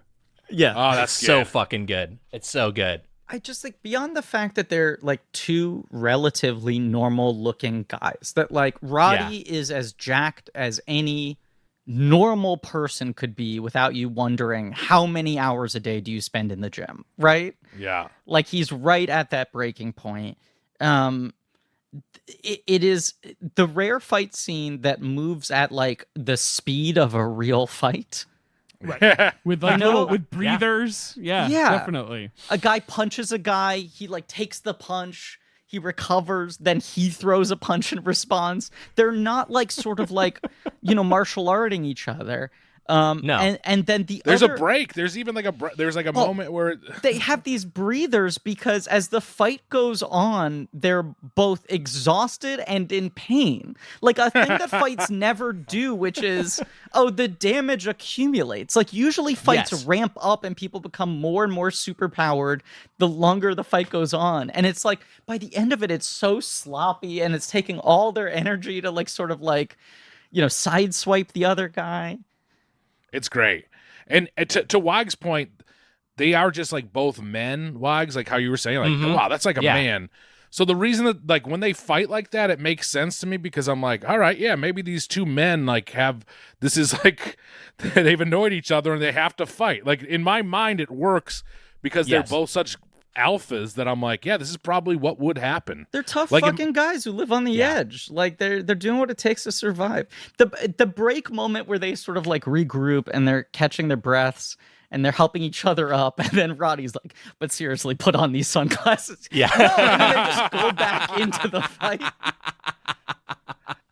Yeah, there's a point where Keith David's about to stomp the sunglasses, and it's genuinely like, oh shit, don't break the glass. Your heart's in your mouth. Your heart stops when he does that. Yeah. I pulled up the dialogue because the not this year is actually in response to Nada says, I'm giving you a choice, either put on these glasses or start eating that trash can, which was referenced earlier, and then Keith David replies, not this year. Right. Other years he has eaten a trash can, but this year he will not. David. Hello, Griffin. I'm so tired. You're always tired, but sometimes you're tired of a specific thing. Well, I think this time there is something stuck in my craw. Uh-huh. What's that? All these bills keep lying to me, David. I go to the mailbox. I take a letter opener. I go, okay. I open the envelope. I unfold the piece of paper. It's a long process, right? Right, and I look at the bill, and it's filled with lies. Well, what's going on? Why is it lying to you? Piece of paper should tell the truth. Because I signed up for a free trial of X service. Sure. We don't want to call anyone out specifically, but and sometimes it said it free in the offer. It said free trial, and then here I go 2 months later. I look at a bill, and it's lying to me saying that I owe them money. Well, here's the problem. You sign up for these things and they're like, yeah, we'll give it to you free, and then there'll be a monthly charge. And maybe, look, you're busy. You've got a lot of stuff going on. You got a lot in your credit card bill, and you miss that you're actually still getting hit with charges by these guys. This sounds like victim blaming, but go on. Well, Truebill What's the solution? is the new app. Truebill? It's going to help you identify and stop paying for subscriptions you don't need, want, or simply forgot about. On average, people save up to $720 a year with Truebill because companies sometimes make subscriptions hard to cancel. Truebill makes it incredibly simple. You link your accounts. Truebill cancels your unwanted subscriptions in one tap, and they have a concierge, a Truebill concierge, there when you need them to cancel unwanted subscriptions so you don't have to, right? Okay. Right. This sounds like something that could apply to a lot of our listeners who perhaps are constantly signing up for different subscription services. Like sometimes I'm looking for a movie to watch for blank check, and it says, "Oh, They Live is only available on Showtime anytime or whatever." And you get duped into that free trial. You go, "I'll just watch it and cancel right away." But you forget Truebill can help you in that way. It helps 2 million users. It's helped us. That's how many people use Truebill. It's helped them save over $100 million. I'm going to read a testimony from Jennifer B., who says, "With your help, Truebill, our family has saved $587 a year on unnecessary subscriptions. I really didn't understand how Truebill could help me until we decided to save for a large home purchase." So that's, gets you some extra change. Don't fall for subscription scams. Start canceling today at Truebill.com/check. Go right now, Truebill.com/check. It could save you thousands a year. Truebill.com/check. I like this, Bill. He sounds honest. The other quote here, this is from Roddy talking about why he got cast in the movie, and it speaks to some of what we're saying here. He said, well, John Carpenter watched me wrestle at the Silver Dome, and supposedly Hollywood doesn't have any real men. Yeah. But then in that same interview, he said, "I'm not really acting in this film, and I think that's the key to why it seems to be working. When I met John at WrestleMania 3, he was looking for a real live person who had experienced life rather than some pretty boy who had gone to acting school for 2 years to learn how to imitate crispy bacon." I think speaking to the common acting exercise where they make students lie on the floor and pretend that they're bacon sizzling on a pan. This is like a very widespread acting conservatory thing. But Roddy said, "Let's face it, I've been on the street since I was 13, have been a professional fighter since 15, have been electrocuted once and stabbed 3 times. John could see that I had experience with the character of John Nada required, so he incorporated those things into the film. And since the character was essentially me, who better to play him?" Wow. Like, there's just the fucking tenacity you feel that you can't really fake. I just put myself on tape as for bacon the other day, and I'm hoping I get it. You're hoping you get bacon. I'm hoping I get bacon out of the deal. It's your compensation. This is the other quote I love from Piper, where he was asked, like, what is your assessment of your acting skills? And he said, "I'd say I'm somewhere between George C. Scott and Rin Tin Tin. One thing I can tell you is I'll never do Othello." The guy just has one-liners for days. Yeah. It's great. He's so damn charming. Right. Yeah. But then, like, Keith David, he had obviously worked with him on The Thing, which is his first movie. That is Keith David's debut in cinema. Incredible. This is the thing. This, as much as we are pumping up Roddy, and we should, this doesn't work without Keith. And what a genius move by Carpenter. Apparently, it was just Keith David came to the Prince of Darkness premiere. Is that what it is, Griff? Keith came to the Prince of Darkness premiere, and he looked so good. He looked great. Carpenter's like, wait a second, he's right here. This guy looks fucking awesome. That rules. I decided he was Frank. Luckily, he wanted to do the part, so off we went. Like, that's like the full explanation. This guy just showed up, and he was looking like a fucking snack. Man, damn. I mean, he does look great, and he looks like he could hold his own against Roddy, which is right. That is the other thing he said. He said he's a fabulous actor. There's a quality about him which is warm and wonderful. He's a big guy, and I needed a big guy to fight Roddy. I need someone who wouldn't be a traditional sidekick but could hold his own. Right, yeah, which makes sense. They're so good together. I mean, Mitch, the point you made about sort of like the racial makeup of this duo is important, because I do think this movie is sort of about, like, among other things, right? Everyone's resistance to wear the sunglasses is, it's so much easier to not have to look at the reality of these things, right? Yeah. Like, it is so much easier to, even if you have not gone along with the aliens, to not put up a fight against it. And to not have to acknowledge the reality of what's going on right under your nose. But the other thing is, I think, as you said, Mitch, the like fighting the wrong people, you know? Sure. The people at the bottom fighting each other. There's the scene at the beginning, which is when they like bond for the first time. And Keith David opens up about, like, he's got a wife and kids in Detroit. He hasn't seen them in 6 months. Like, the guys gave the fucking steel mill a break, and then the steel mill took raises and fired everyone and shut everything down. He, like, opens up in this big way. And then he has his whole thing where he says, like, the whole deal is like some kind of crazy game. They put you at the starting line, and the name of the game is to make it through life. Only everyone's out for themselves and looking to do you in at the same time. Okay, man, here we are. You do what you can, but remember, I'm going to do my best to blow your ass away. So how are you going to make it? And that's like, this guy just fucking sees through the bullshit of life. As much as he doesn't want to wear the sunglasses, he understands how fucked the entire system is. And then in comparison, pre-sunglasses, not his response at that point. His direct response to that line is, I deliver a hard day's work for my money. I just want the chance. It'll come. I believe in America. I follow the rules. Everyone's got their own hard times these days. Like, at the beginning, he's just absolutely, like, does not feel burned by reality. He's like, look, I'm going through a bad run. I don't deserve this, but if I do everything right, it will all balance out. And Keith David gives him a look that speaks volumes of just like, well, you're fucking white. Right. Yeah. Without having to, in a movie that's very blunt, doesn't have to spell it out. Right. Whether or not you're ever going to get the chance that you think you will, the mere fact that you believe you are entitled to that and it is inevitable is a luxury that I don't have. Right. And then he finds sunglasses and he realizes that Keith David was right. Well, it also makes the end of the movie so tragic, which, by the way, the female lead whose name escapes me, but Griffin or Sims, I'm sure Meg you can. Foster. Meg She's Foster. Evil Lynn in the Masters of the Universe movie. Meg Foster, who's great. She it's funny that Nada is so quick to help her out when, like, really their whole relationship is her throwing her out that window, like we've already established.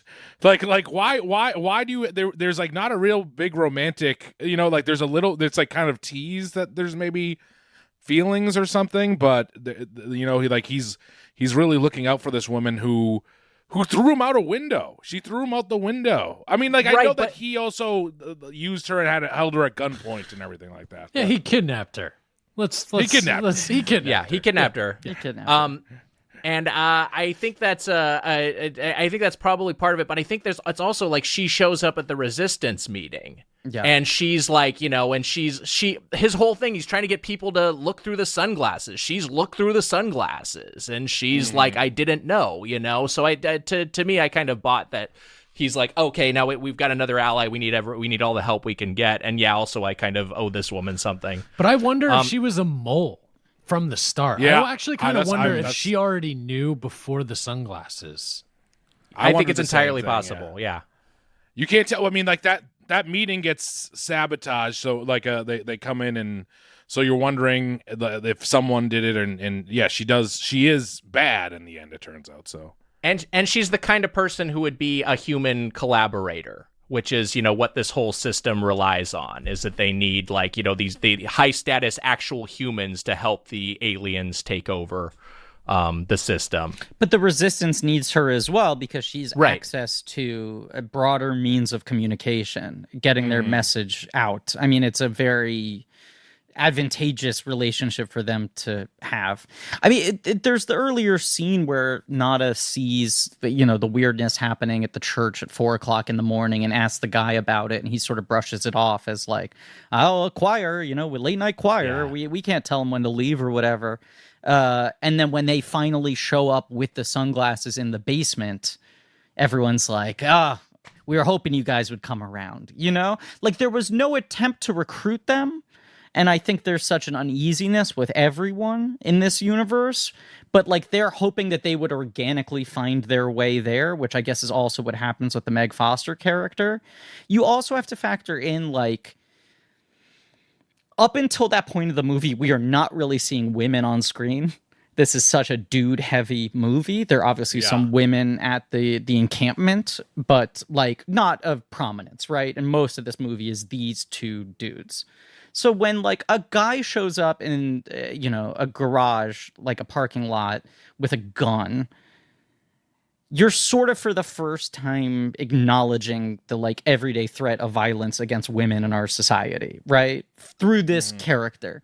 Like we've seen these guys on the skids, but here's like a well-dressed woman of means in a position in the media who still has to deal with at any point in time the threat of, is a guy going to come out with a gun and assault me in one way or another.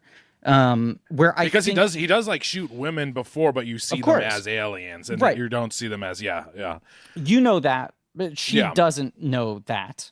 I do think, her opposition to him makes a lot of sense considering the fact that he does truly kidnap her. Sure. Yes. And that, there's sort of that lack of sunglasses to be able to tell anyone's motivations at that moment. What's the line she has when she's being held hostage in her apartment? It's like in her home. It's like he says I'm sorry, and she's like, "You're not sorry. You have 2 guns." I wish I'd written it down. Something like that. Yeah. Let me find that. It's good. Yes. No. You have 2 guns. You're not sorry. You're in charge.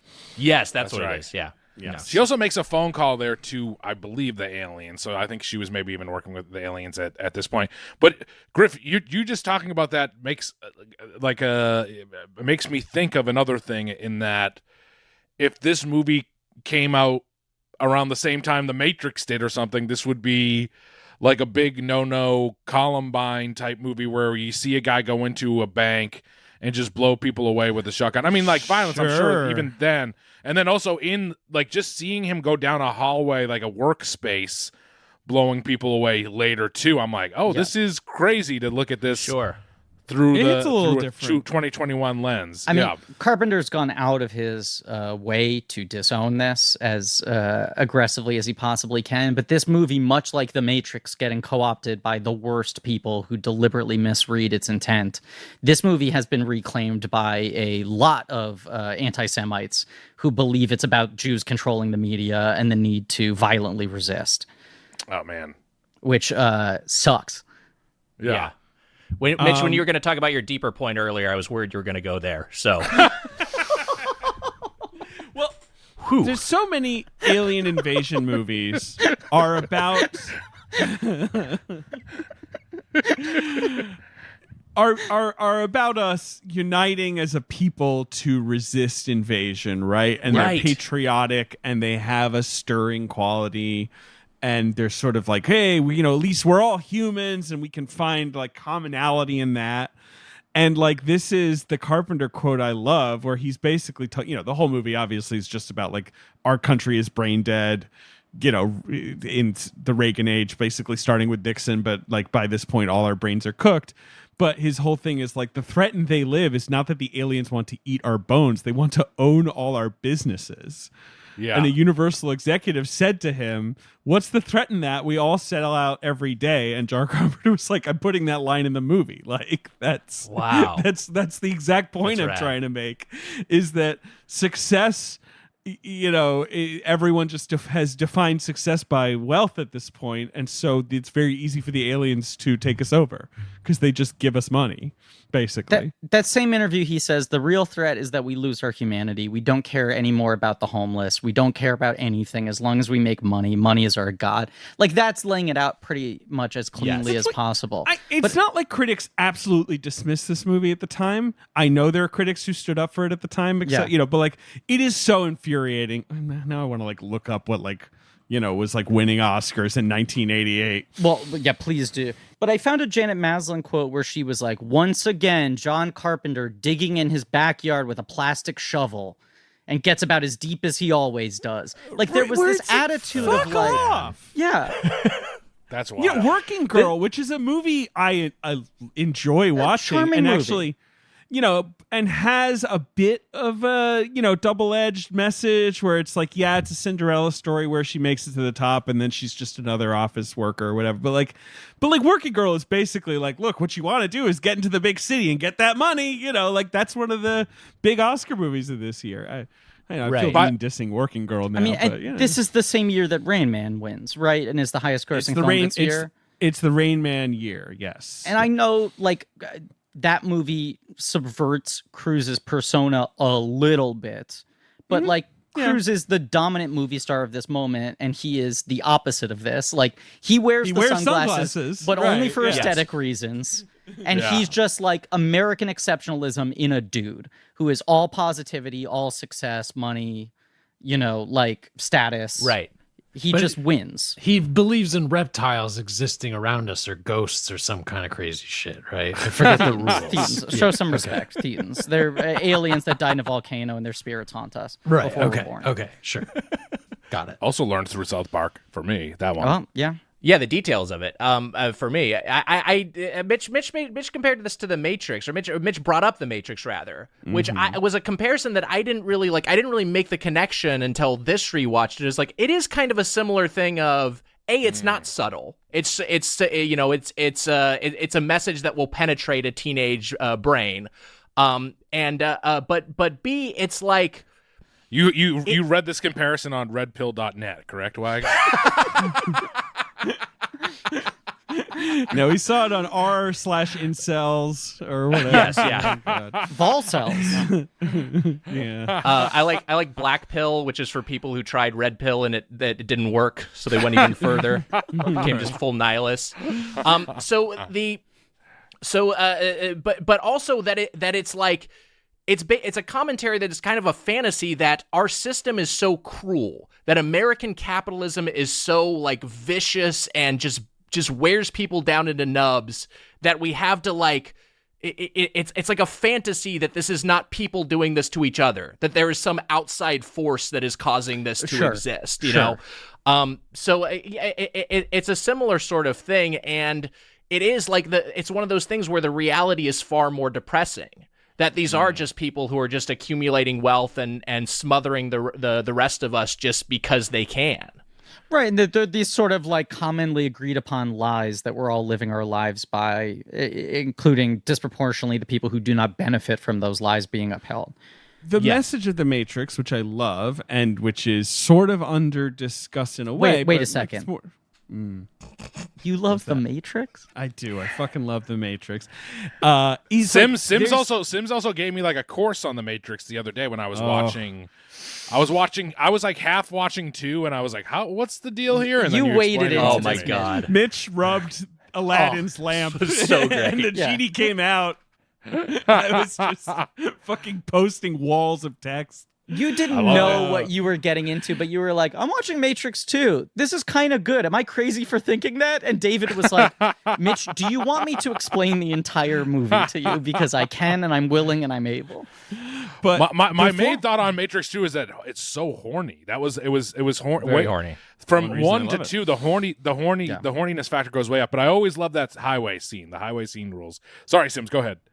Highway scene rules. Bunch many of things keys, about the too, Matrix remember, Reloaded Mitch? rules. A lot of keys. Bunch of keys. That's Ben's favorite part. Yeah, at one point, Mitch mentioned the keymaker, and I was like, well, the keymaker is basically like a rootkit, and Wiger was like, he said that as if that explains anything. And I realized I was in it too deep. But the point of the Matrix is... You were offering to clarify the Matrix Reloaded. If you think about it, he's a rootkit.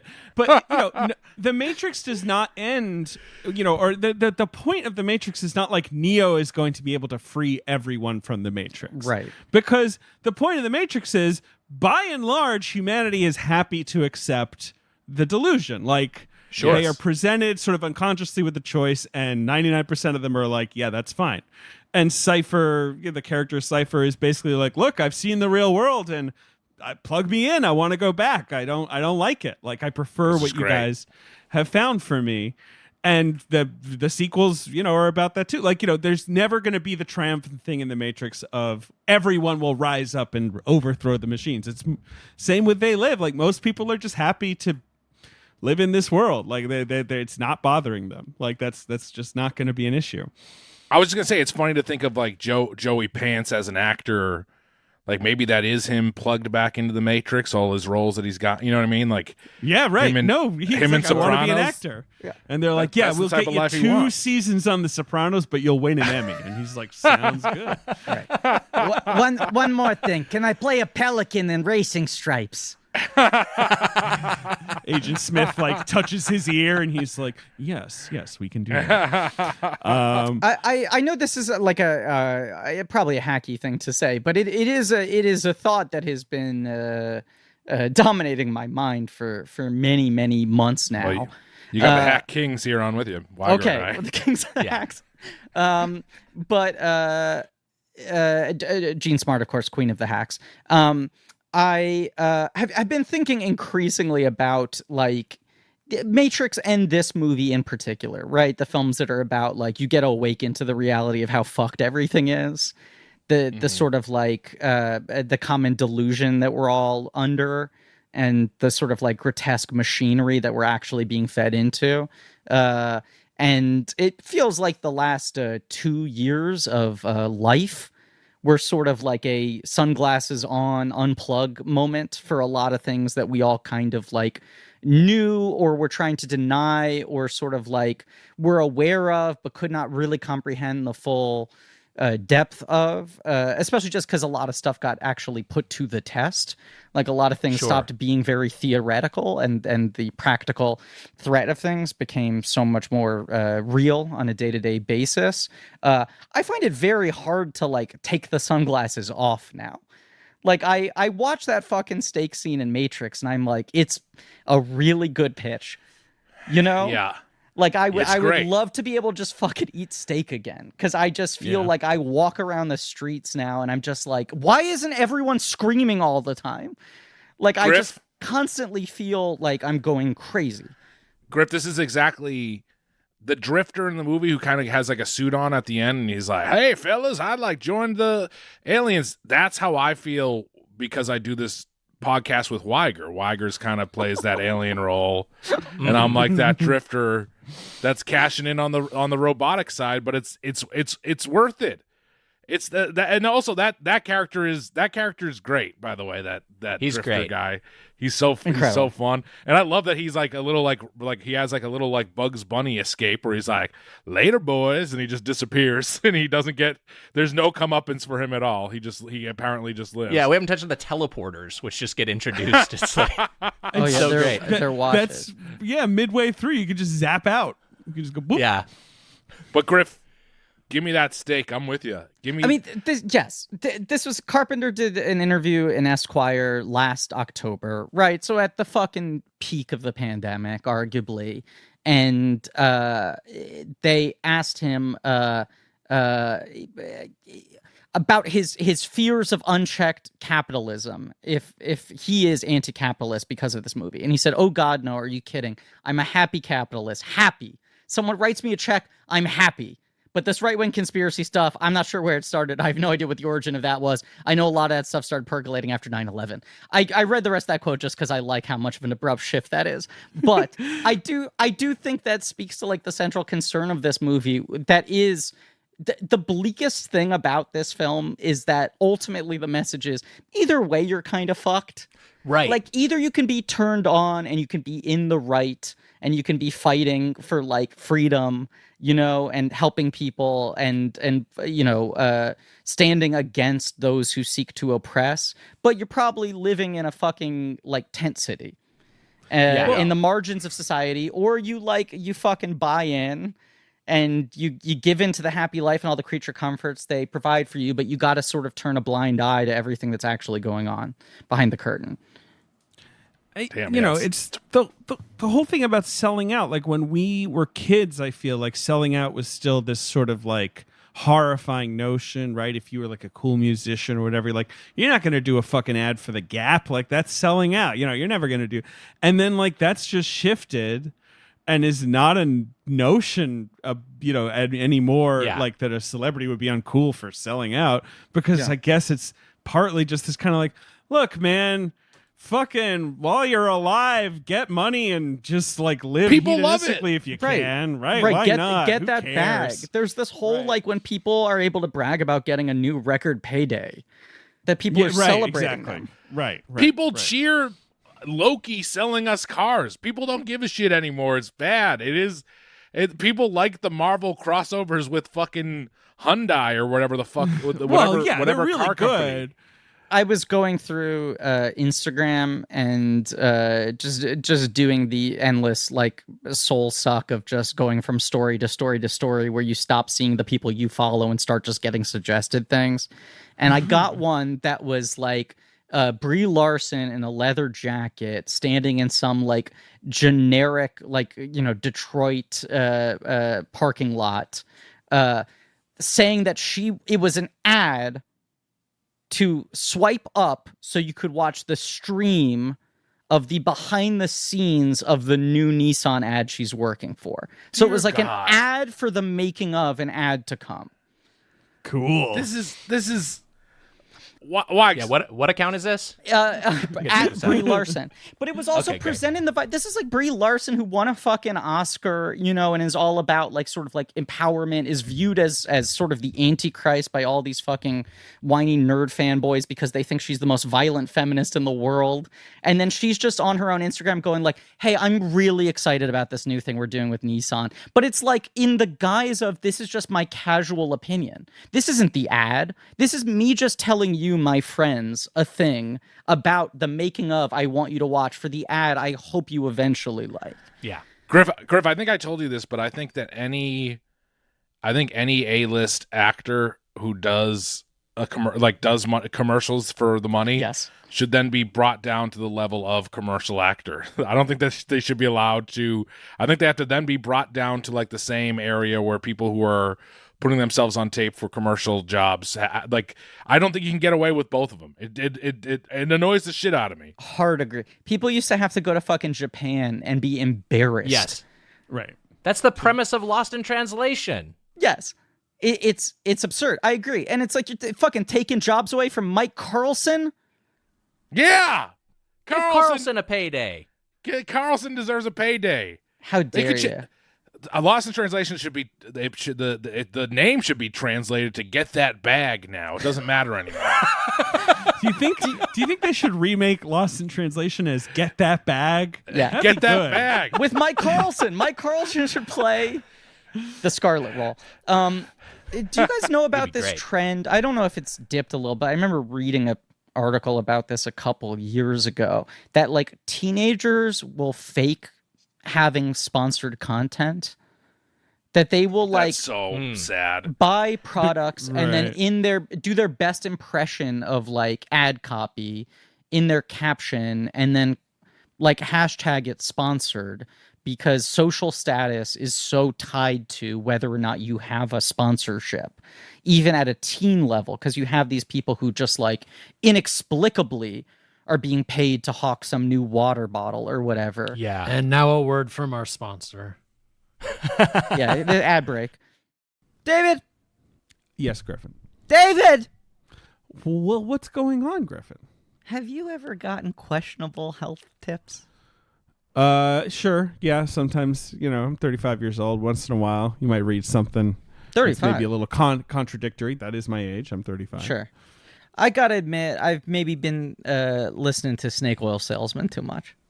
The snake oil, as far as I know, is not going to do you much good. It's a slippery slope, I will admit. There's a snake oil salesman in my neighborhood. I've been frequenting him a lot. A tough year. Decision making out the window. And it went from me buying the snake oil and using the snake oil and everything. And now it's heightened to I just call him a couple times a week and ask him for advice. And he's sort of giving me structure in my life. I should mention, by the way, my eyelashes have started falling out and my nails have turned purple. I think this isn't working. That's an issue. Well, look, there's a lot of, like I said, there's some contradictory information. It's hard to separate good advice from bad, and everybody is unique. So Noom uses a different approach. They use psychology. Oh, interesting. Now, here's the kind of stuff that Noom does to get you healthy and get you staying healthy. It has you understand a little more about how you make decisions, uses that to give you knowledge, tools, and confidence to make strategic choices that turn into long-term habits, which will turn into a happier, healthier you. It doesn't have rules. It just teaches you how to think so you can accomplish some personal health goals and stick with them long-term. That's an Okay? interesting strategy. Do you know what the snake oil salesman does? Sells you snake oil. He does that, but then also now he's been spitting in my ear. Well, I don't think that's going to help out. It I don't seems think it's going to help questionable. you, for example, with like trying to have some more energy or enjoy exercise again or No. fit better in clothes. No, it only helps me get a wet and sticky ear, which is not what I was looking for, really. Like, I think you might prefer an app that basically takes about 10 minutes a day out of your day. Is very easy to log food in, to chart your progress in. It's very forgiving and empathetic. You have a personal coach who can help you understand yourself and your goals. No one ever spits in your ear. Right, yeah, because sometimes I try to tell the snake oil salesman about my problems, and he goes, "Do I look like I care?" And then he spits in my ear again. And it's flexible. It works with your lifestyle. You don't have to commit to a rigorous plan. So Noom's cognitive behavioral approach means you're not just improving your health, you're gaining the knowledge and habits you need to stay healthy. Everyone is busy, but that's why Noom doesn't demand much of your time. They only ask for 10 minutes a day. Over 80% of Noomers finish their program. Over 60% have stuck with their goals for at least 1 year.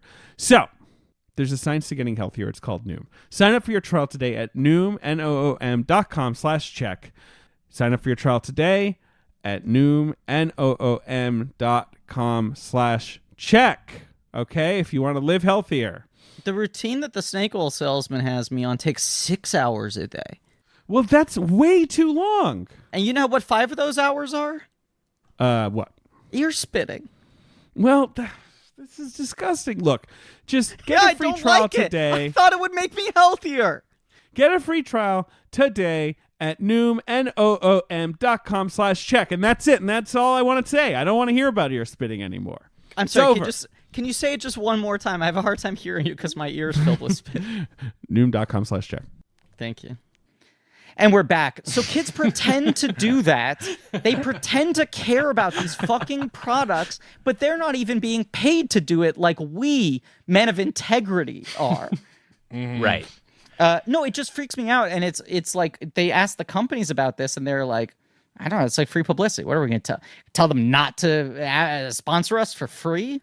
That's a great point. I just what are they pretending to like? It's so much of what you sell is like antidepressant stuff or stock or boner pills. Yeah. So it's funny for a 16-year-old kid to sell ED treatment pills or whatever the fuck they're doing. Like, it's weird that they want people to think that they've sold out. Like, that is how much the 100%. concept of selling out is Well, dead. it's a sign of success. Yes, We're hugely successful. We hawk ED pills. Did you know 25% of men over the age of 35? I can't even remember the cop. It's something like that, right? Yeah. I think the big brand is Parade that kids are faking. The Oh, clothing. They love because faking it's the cool parade underwear. I mean, Yeah. yeah. Wiger and I keep blue chewing our lips like baseball players keep tobacco or sunflower seeds. Mitch has a pail in the corner of his screen, and he's just constantly spitting blue goo into it. Packing another lip of Blue Chew. Also, he's rock hard. Yeah, I mean, that's been such a shift. I don't know. It's just what this is the system we live under. What are you supposed to do, you know? Yeah, it might be leave me hypocritical alone. because we hawk products all the time, I guess. So, Yes, but I'm saying who specifically cares? when you're a millionaire actor, if you're an A-list actor, I think that you should be ashamed of it and you should have to go to Japan, like we were saying. I'm glad you another doubled back country. around I to this just point. think I there should be a television show where Mitch is the judge of whether or not you should be ashamed of selling out, and that's how I it would works. love it. Yeah. Yeah, I love and it. he rules on it, and then eventually, of course, the show gets so big that he has to rule on himself, and that's the grand finale. Yeah. That would be Oh, that's I'm a how it hypocrite. ends. Right? I can't wait to Like, fucking... You're gonna rip yourself a new one. but the movie star thing, real quick, just for doing commercials, like that's just kind of indicative. It's a microcosm of just what's happened in the industry at large, which is a further upward transfer of wealth. And the working class commercial actors of the world, what used to be able to book a McDonald's national commercial and you buy a house, Right. And now it's like, well, that's actually a buyout for a web ad, and you're maybe going to pay 1 month's rent off of that. It's Insane. That's even if you have those opportunities anymore, and Right. that extends for the crews as well. So it's a Look, it's a bummer. Julia Louis-Dreyfus. I love Julia Louis-Dreyfus, but she never has to do a commercial ever, and should never do one. Yes. Agreed. It's like, wait, creatively, you care about this? Like, No. I did. There's a point where I just think money becomes so abstract, and it's a lot lower than I feel like the number that a lot of people think of. if you put the Sure. glasses on, though, Griffin, it says this is your god. So that's how to unabstractify it. If you just want to pop on the glasses, That's my favorite one, I think. it's pretty It is- good. that It's is pretty good, awesome. especially because good. the movie's already done such a good job with the kind of like clean, simple, like, of course this would say this, right? Right. And then he's like, takes a peek at the money and you're like, all right, what's it going to say? Spend, right? Like, like something like that. Yeah. No, it's so great. What's the one that's like 8 hours of work, 8 hours of play, 8 hours of rest? Yeah. I think it's on a billboard. Right. Now I want to look at some of the... Which for me, it's like 1 hour of work, 14 hours of rest. Yes. 9 hours of play. Go on, yes. Something like I might have done my math wrong. The best thing about the money, too, also, is that, like, money is so pathetic looking if it is not a dollar bill. Like, if it's just, like, a rectangle of paper, white paper, it's just so stupid looking. So, right, you're like, what the fuck is this? It doesn't mean anything. Right. What I like is the idea of there's an alien there looking at the magazine. So I'm like, is the alien looking at like Obey? Like, is he just checking on? Like, is he reading? Because he's looking at the magazine, reading the magazine. Is he looking at? Is he like flipping through the pages and seeing Obey? Or like, what does he see through his eyes? Agree with that. I don't know. I always just thought like a lot of this was theater. A lot of this is just them pretending to be like we've got to act like humans to integrate ourselves into society and ultimately take it over. Right. There's a whole other movie about them where it's like, do some of you actually like being humans? Like, why are you having sex with someone? Did you just kind of get into being a human? Is it all performance? Like, what's your life like? Yeah. There must be alien human hybrids too. Which wasn't there a TV series? It wasn't Alien Nation. Wasn't there kind of like a Alien Nation is an alien who works with the cops. I don't think he's a hybrid, but there are certainly. But Alien Nation, there are aliens among us, right? Like it's like they are like a. There's no sort of humans subclass. and aliens fucking. I mean, I'm sure they fuck. I don't know. I'm sure they fuck. Yeah, right. Do you think their nudie mags just say masturbate on every page? And then like the fold out, it's just masturbate, but it's like stretched out. It's like masturbate. Yeah. And then you get to the final page and it says climax. Right. And then there are a couple pages interspersed that say pretend to read this article. I think the lack of subtlety to this movie is key because, like, have you guys seen Malignant? Were we talking about Malignant in the text thread? Was this why the CGI thing came up? Mitch saw it and I believe loved it. I kind of think Malignant is genius in a way. Like we are pro Malignant here. Yeah, we all like Malignant, I think. Yeah, and I do think Malignant is one of the movies where I'm like, oh, and a lot of his movies too, where it's just like, oh, the CGI works, and it's arguably again not even a scary movie. I don't want to give it away, but it's very entertaining. Right. Yeah. It's not a movie that I went to bed being like, ooh, at all. Like, I just had a fun time. Dave and I were talking about this recently, but like, I went to see Malignant in the theaters doing my duty as a ticket buying American. And then in the bathroom afterwards, there were these two young dudes and they were just like railing on the movie. They were like, he should just retire. Like, bro, you make a movie like that, you're done. You don't get to make a movie ever again. Just retire. And then you should have put on your sunglasses. Right. And then the other guy said, well, he can't retire because nobody even knows who he is. And I'm like, this dude's directed $3 billion movies. Yeah. He's created 3 of the most successful horror franchises in history. Like, but anyway, then the guy says, like, and it's just like watching that movie, you can tell just like no effort. Like, this director put no effort into this. And it's like the swipe you can throw at that movie is that there's too much effort put into everything. Like, that everything in that movie is overcranked. But I think it speaks to the way that people watch things, where it's like, that is a movie that is fucking ridiculous. And it announces it's ridiculous with its opening scene, where like a character, there's like a quick fucking zoom into her face and she says the insane thing right down the barrel, and there's like a haunted hospital that looks like Arkham Asylum and shit. Like, that movie's telling you how to watch it. And I think similarly, They Live is like, we're going to be very, very silly and broad in the necessary places in terms of not even beginning to answer, how do these aliens function? Is this theater? Why do they do any of this? Why do these sunglasses work? You know? Like, because you're getting bogged down in the shit that doesn't matter. Like, he has... he wants to make something that's entertaining.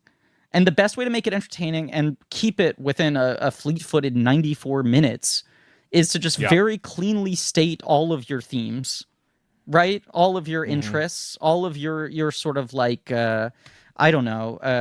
topics at the beginning of the movie as cleanly as possible so that you can just go along for the ride. And then I think this is a movie that people have certainly come around to, but at the time people were like, I get it. 100%. Griff, that was very well said. I think it's never really tonally confused. It knows what it is, and if you're going into it thinking it's something different, then that's on you. Like just like Malignant, I went into Malignant thinking it was a certain type of movie, and then as I was watching, I was like, oh, it wasn't the movie I expected at all. And I love it. It's crazy. Right, you adjust. Like you pick up on the cues of what it's telling you.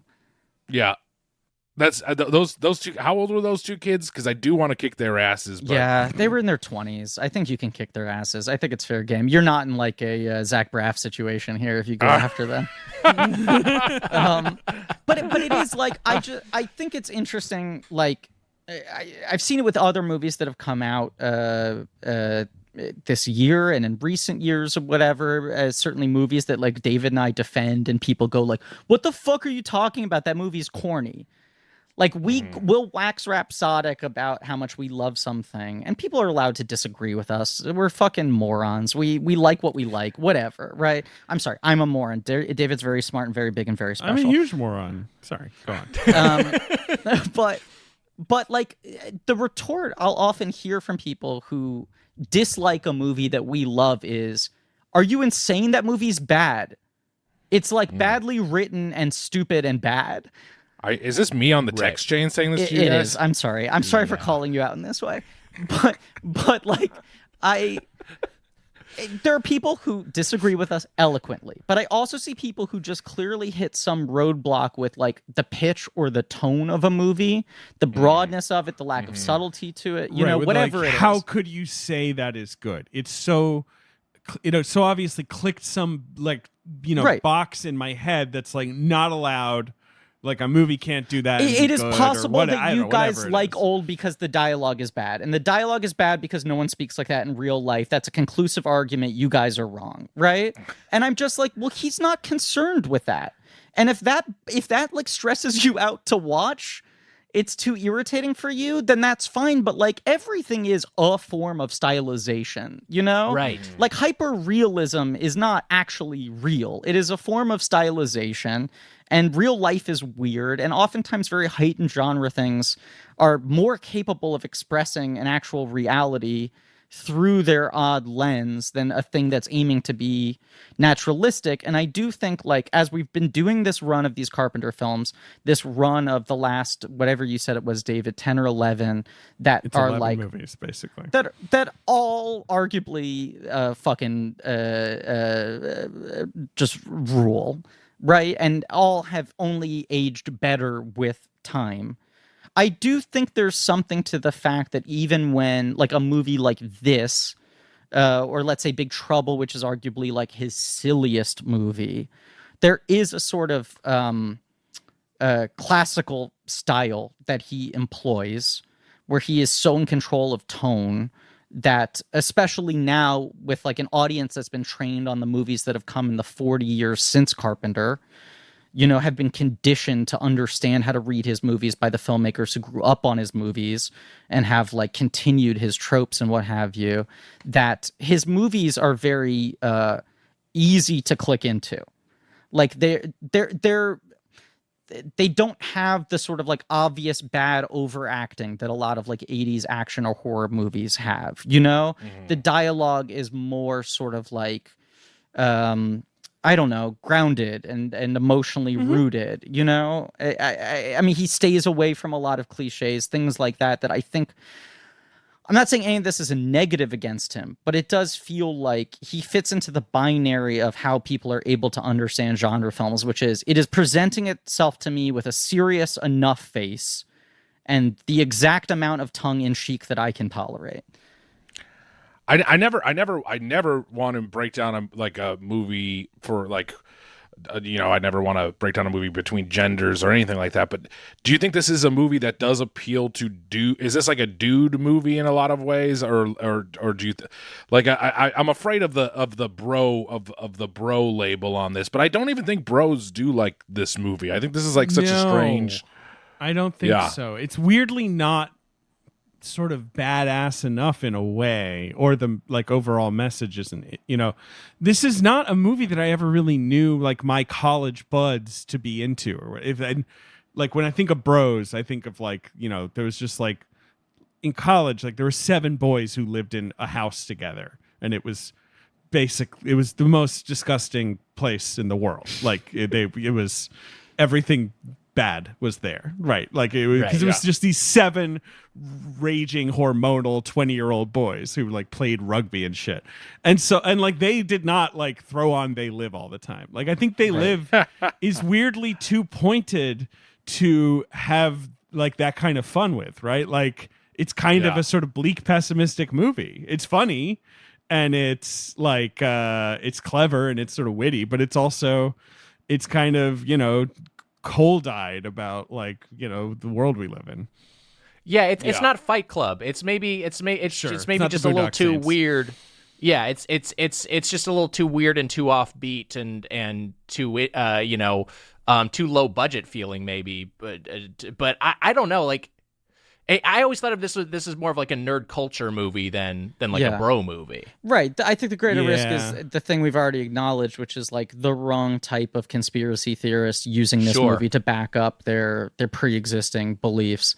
But I also, this movie, I believe it takes half an hour before he puts the sunglasses on. Like that's another thing that I think prevents it from becoming a toxic bro movie in that sense of like, you have to watch 30 minutes of 2 kind of sad, broken men living in Skid Row, know? And like really kind of just like the everyday struggles of these guys, like being under the boot of life.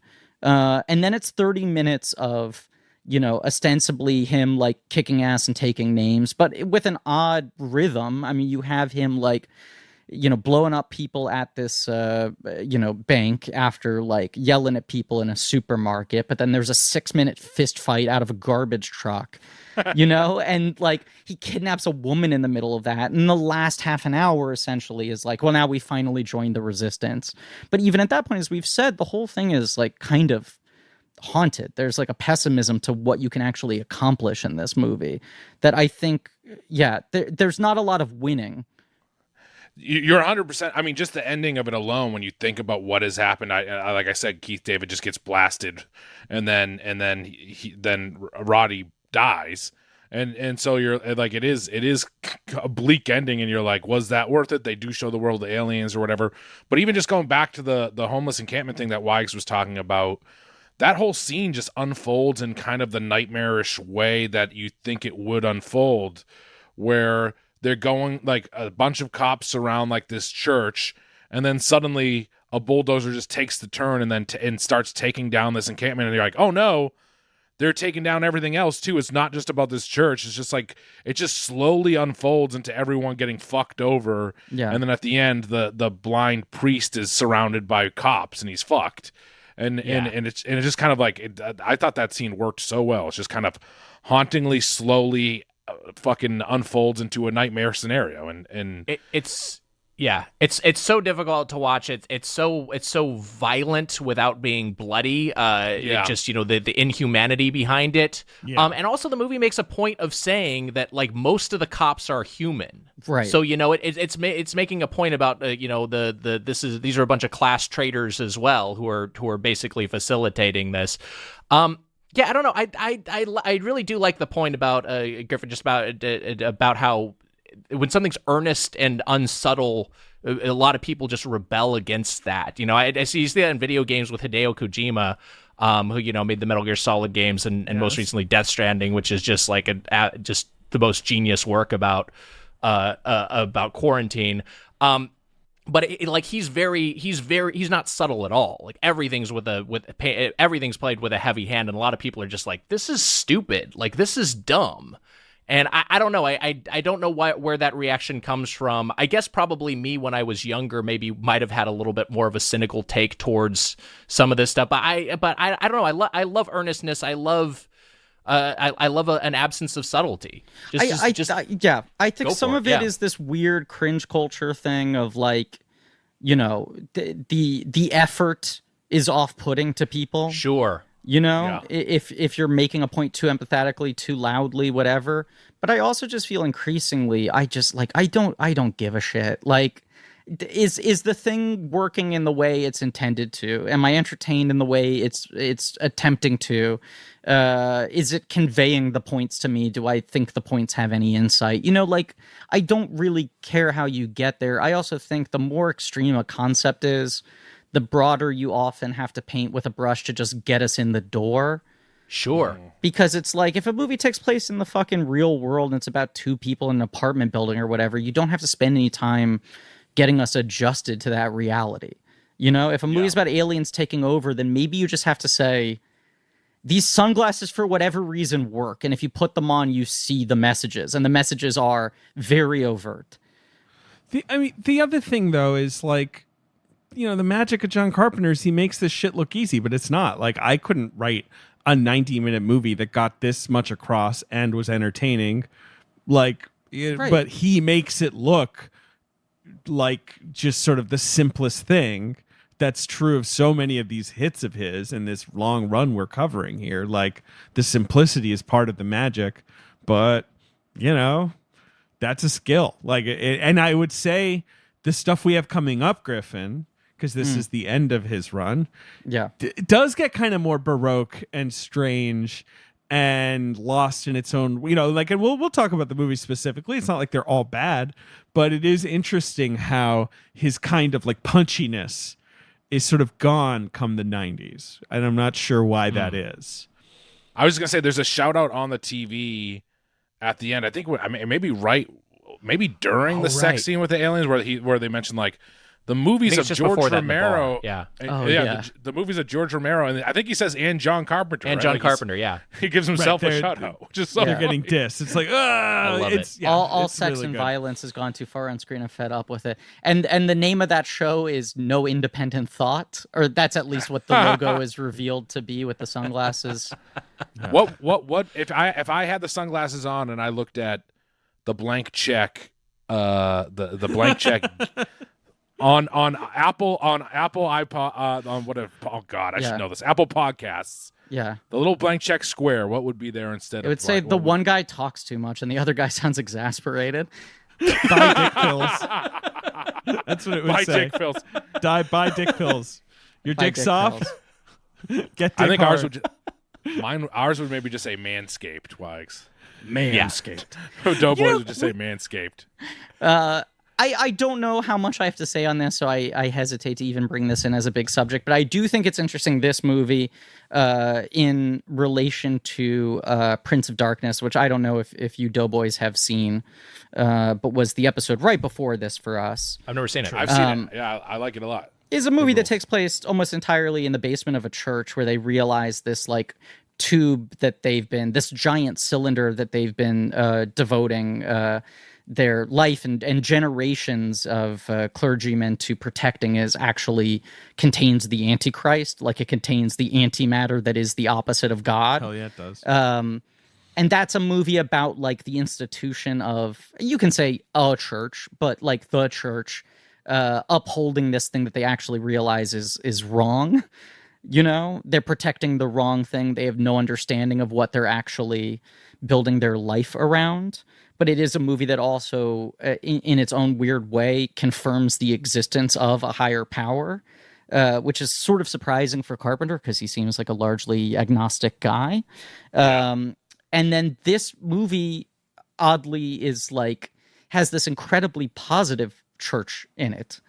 You know, this thing that is seen more as like very suspicious. A socially redistributive church. Like, why are people going into this basement? And it's socially redistributive, but also it's like they're the ones who are correct. They are the only people who have the right message and are spreading it and are doing something about it and are helping society and helping the downtrodden. They're just interesting films to be right next to each other, especially considering they were like funded in the same way from the same company. At the I same agree time. that that's interesting, and I also think if you said that to John Carpenter, he'd be like, I don't know, it's just easy to get churches to film in them. No, stop asking questions.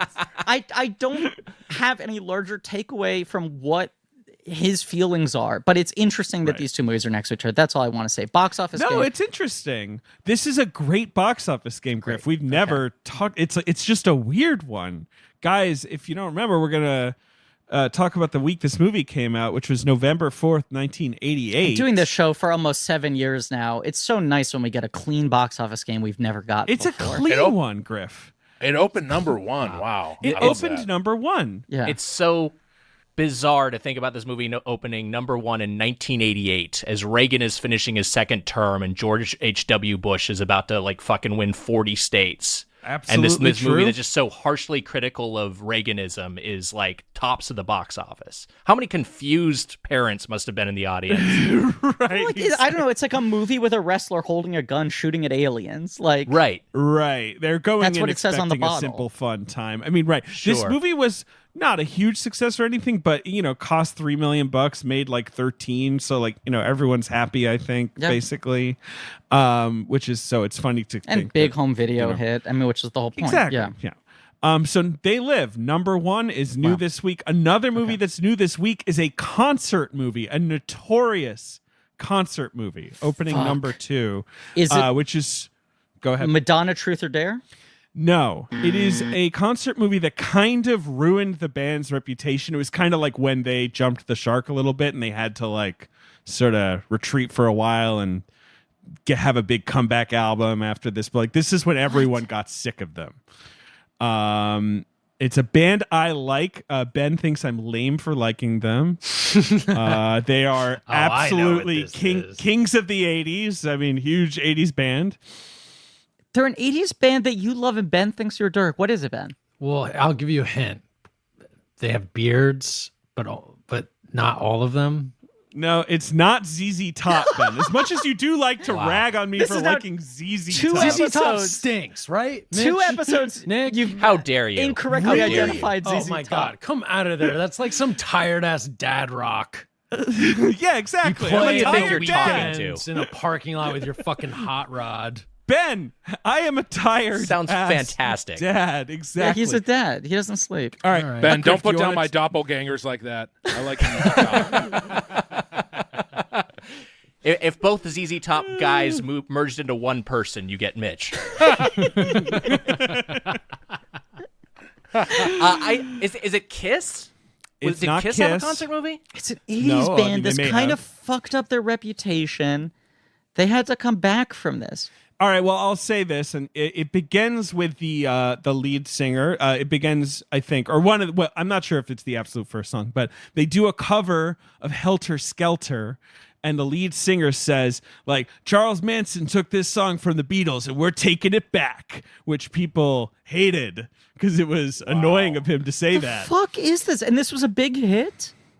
Well, I mean, I guess for a concert movie, it did pretty good because, like, This is the fucking.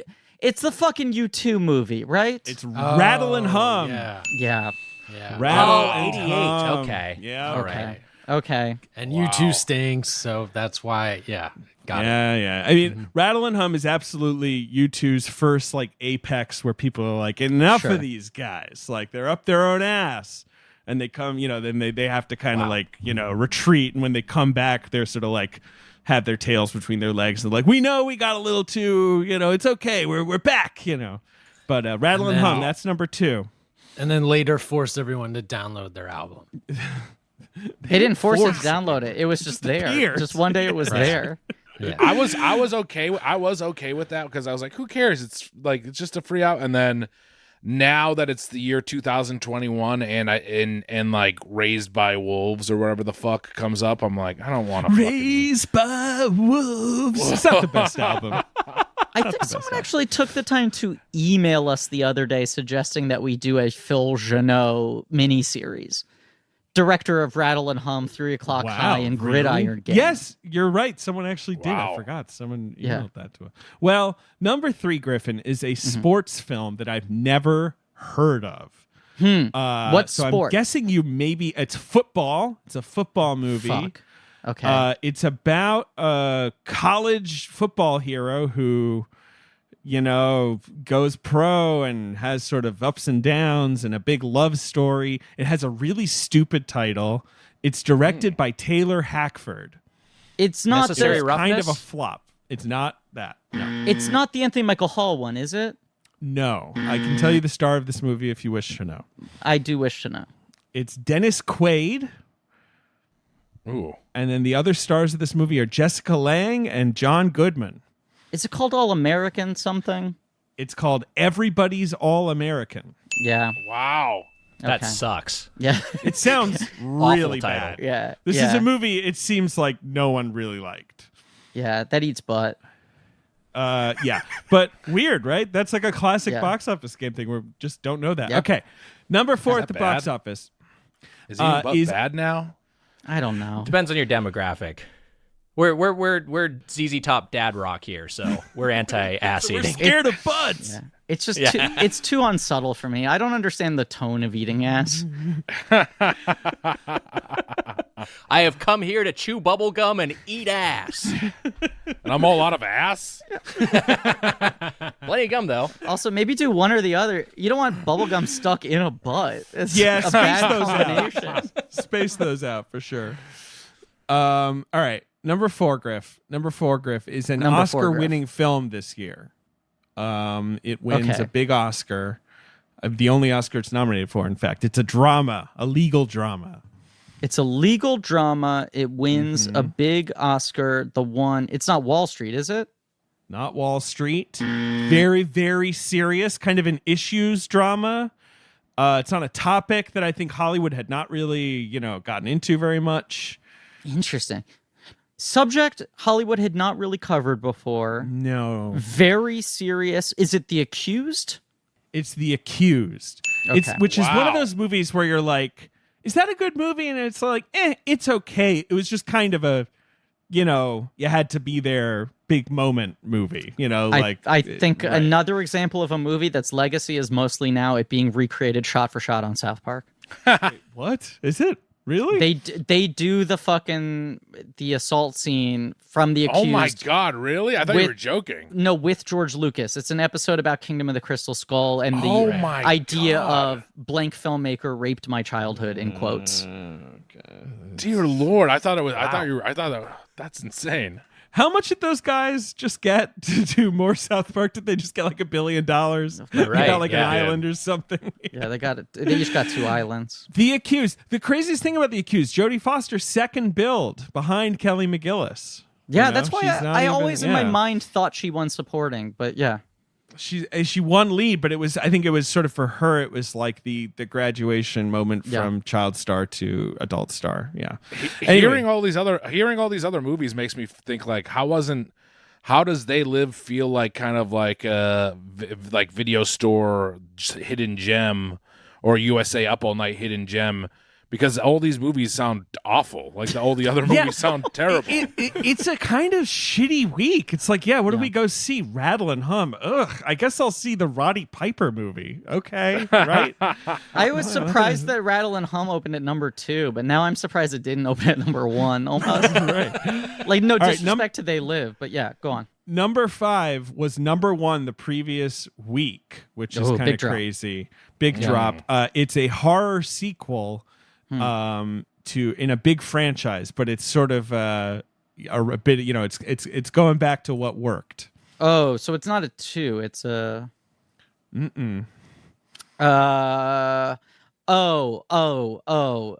Is it Halloween 4? It's Halloween 4, The Return of Michael Myers. How apropos. The first one Carpenter doesn't work on. Carpenter's out. He knocks him out of the number 1 position. That's true. The beginning of the Thorn trilogy in the Halloween series, which is now being roundly ignored in the new Halloween series that is in theaters can't wait now, to see- basically. I can't wait to see Lenny Clark die in the new one, though. I saw the trailer there. I was like, oh, Lenny Clark. Is Lenny Clark going to get it? Is he skinny still? I would guess so. I think he's in between. Yeah. I think he's somewhere. I think he's somewhere in between what he once was and his thinness, probably. Right. I finally watched Halloween 2. I think I'm gonna try and knock them all out in this month of October.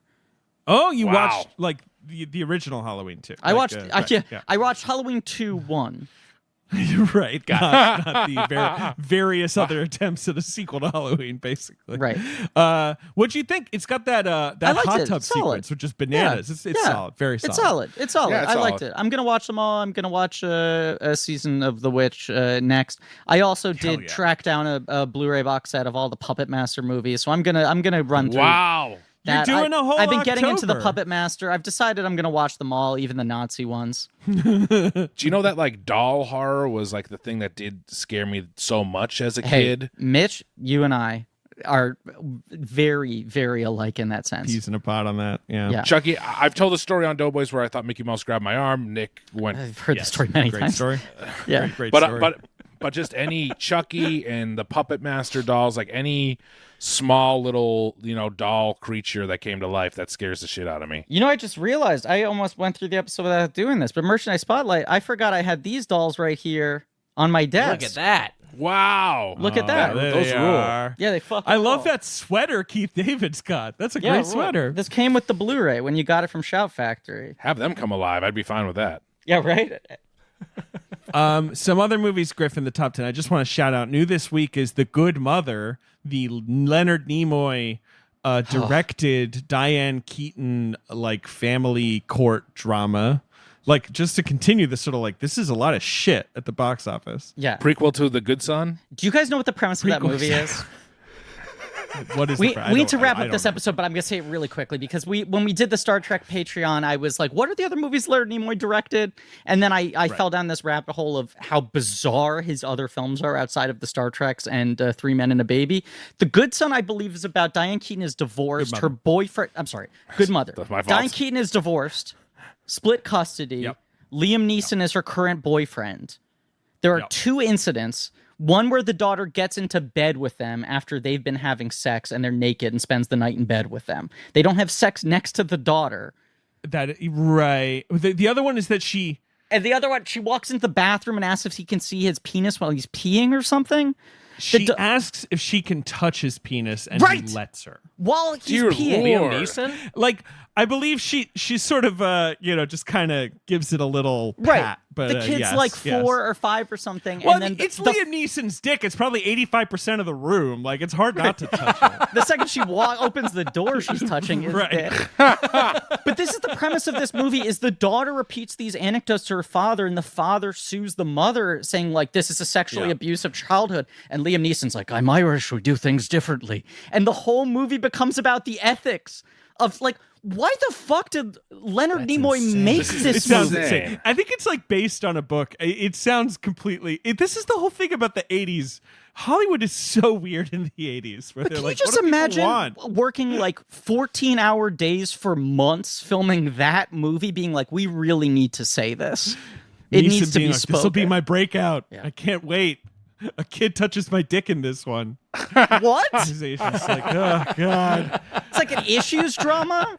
It was meant to be an Oscar play, and all the critics were just flummoxed by it. Yeah, okay. Other movies. I just got to round this out. Mystic Pizza, which is a great movie that I rewatch all the time. And a pretty good frozen pizza. Yeah. Griff, we should go there. Oh, yes. I want to go to Mystic Pizza so bad. There's also Punchline. The Tom Hanks and Sally Field stand-up comedy movie, which I've never seen. There's Gorillas in the Mist, another Oscar-y movie of the year. And at number 10, Mitch, Alien Nation. Wow. There you go. There it is. How about that? I just wanted to get to that one. That's wild. Yeah, so there you go. Gorillas in the Mist, was that nominated for some? That had some. Sigourney was nominated for Best Actress, and I think Stan Winston, not Stan Winston, Rick Baker. It was nominated for 5 Oscars: actress, writing, sound, film editing, and music. This was not Rick Baker. Rude. Oh, that's insane. This was the year that Sigourney got 2 nominations the same year, and then never was nominated ever again. Wow. Wow. Yeah, it's weird. Right, it's the end of her her run is like because Aliens is the year Oscar-y before star. this, so she gets like Best it's Actress. like 2 years before this. Yeah, Then the yeah. following year, she gets Best Actress and Supporting Actress nominations. She seems like she's inevitable.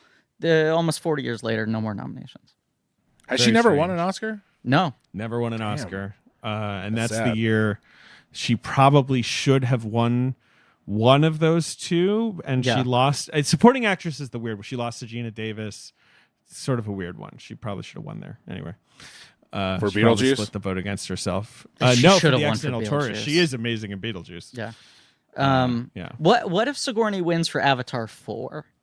Oh, What man. if that's I hope the she does. one? That's the one where she's really got a meaty role. The tree as the tree? I hope she's playing Yeah. that fucking tree, Mitch. I've talked about this a lot. I hope she's playing that fucking tree because She they keep has on to being be playing the Faces tree. in it. they keep on being cagey about her involvement in the film, and I'm like, if she's not playing the tree, I'm gonna fucking riot. She died, We'll and they just be tried in to theaters. revive her with the tree. She We'll should be play in the theaters, tree now. Griff. Yeah. We'll see the first shot of her face in a tree, and Yeah. you're just going to start pumping your fists. It's going to be great. Otherwise, I'm gonna go John Nada in that whole movie theater. Chew bubblegum. That's what I mean. I'm boy. gonna chew bubblegum. I'm gonna sit in my Good. seat calmly and chew bubblegum.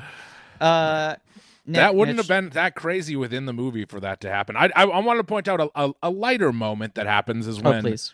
because it was just a moment that I loved and I didn't get to say it, is when he and Keith David are fighting and he breaks the window to the car and then he starts laughing, and it's like such a great moment when Yeah, like apologizes to him, yeah, right? yeah, he's like laughing and he's Yeah. like sorry, and Keith David's all pissed off because he broke the car window, but it's a great moment. Sorry, I just had to. I do had to like when get it they out laugh. there. No, it's a nice little moment. And the human stuff. That's why this stuff works. Yeah. Yeah. But yeah, they live. Guys, thank you so much for coming on the show.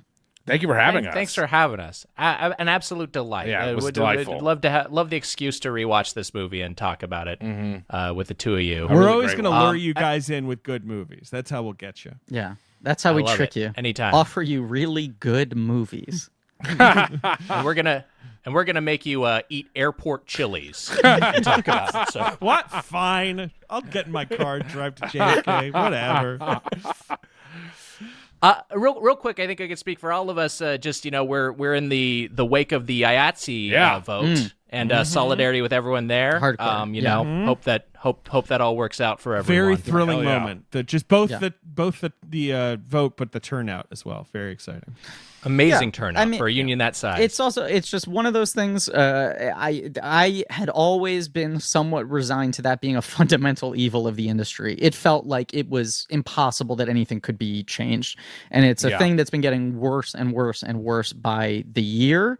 And I think it's one of the rare examples of the pandemic finally causing a breaking point that made people stand up and refuse to take it anymore. And I'm optimistic about that. If nothing maybe else there's in the world good right now. things ahead. No, I'm nothing else optimistic is about good. things. No, Nothing I'm else is good. That's the one good thing. IATSE strike, solidarity. What about my beautiful daughter? She's a good thing, Griffin. Griffina She's Ben-Dusser gonna Sims. save us all. Yeah, she's Exactly. good.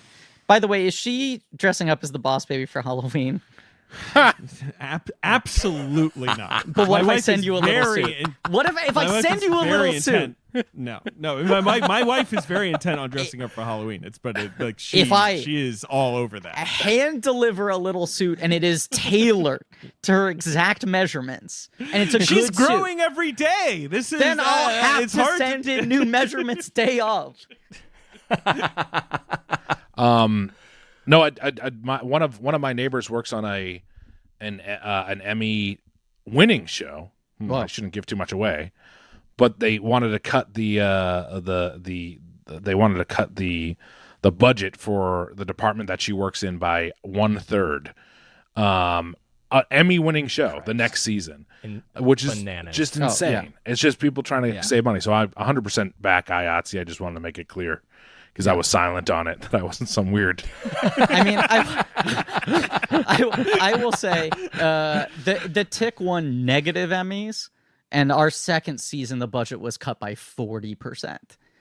and that absolutely was Insane. made up for only in sweat equity. Like, it was Right. insane. It physically broke me, and I had it easier than a lot of people who worked on that show.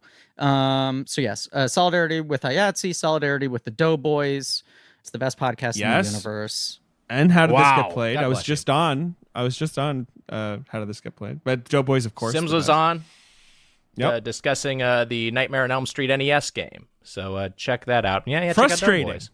It is a little frustrating. It Not seems like bad, a shitty but- game. Oh, you didn't mind it. All right. It's a rare, isn't it rare? It's Rare, early rare developed.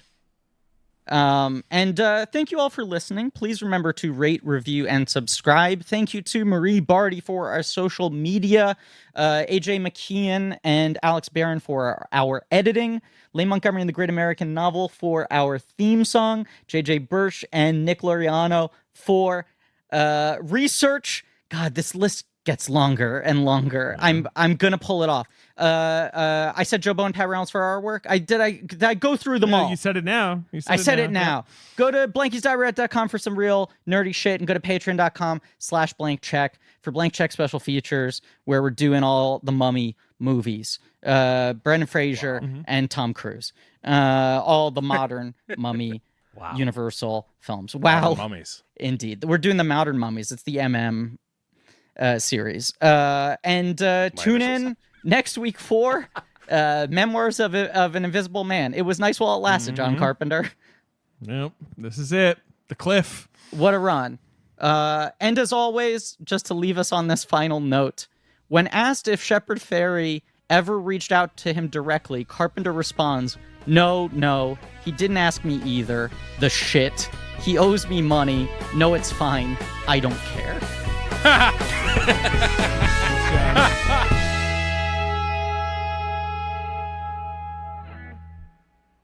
My mom might bring me a chicken Caesar wrap in the middle of this, by the way, like in like she half should. an hour. And we have to talk about it if that happens.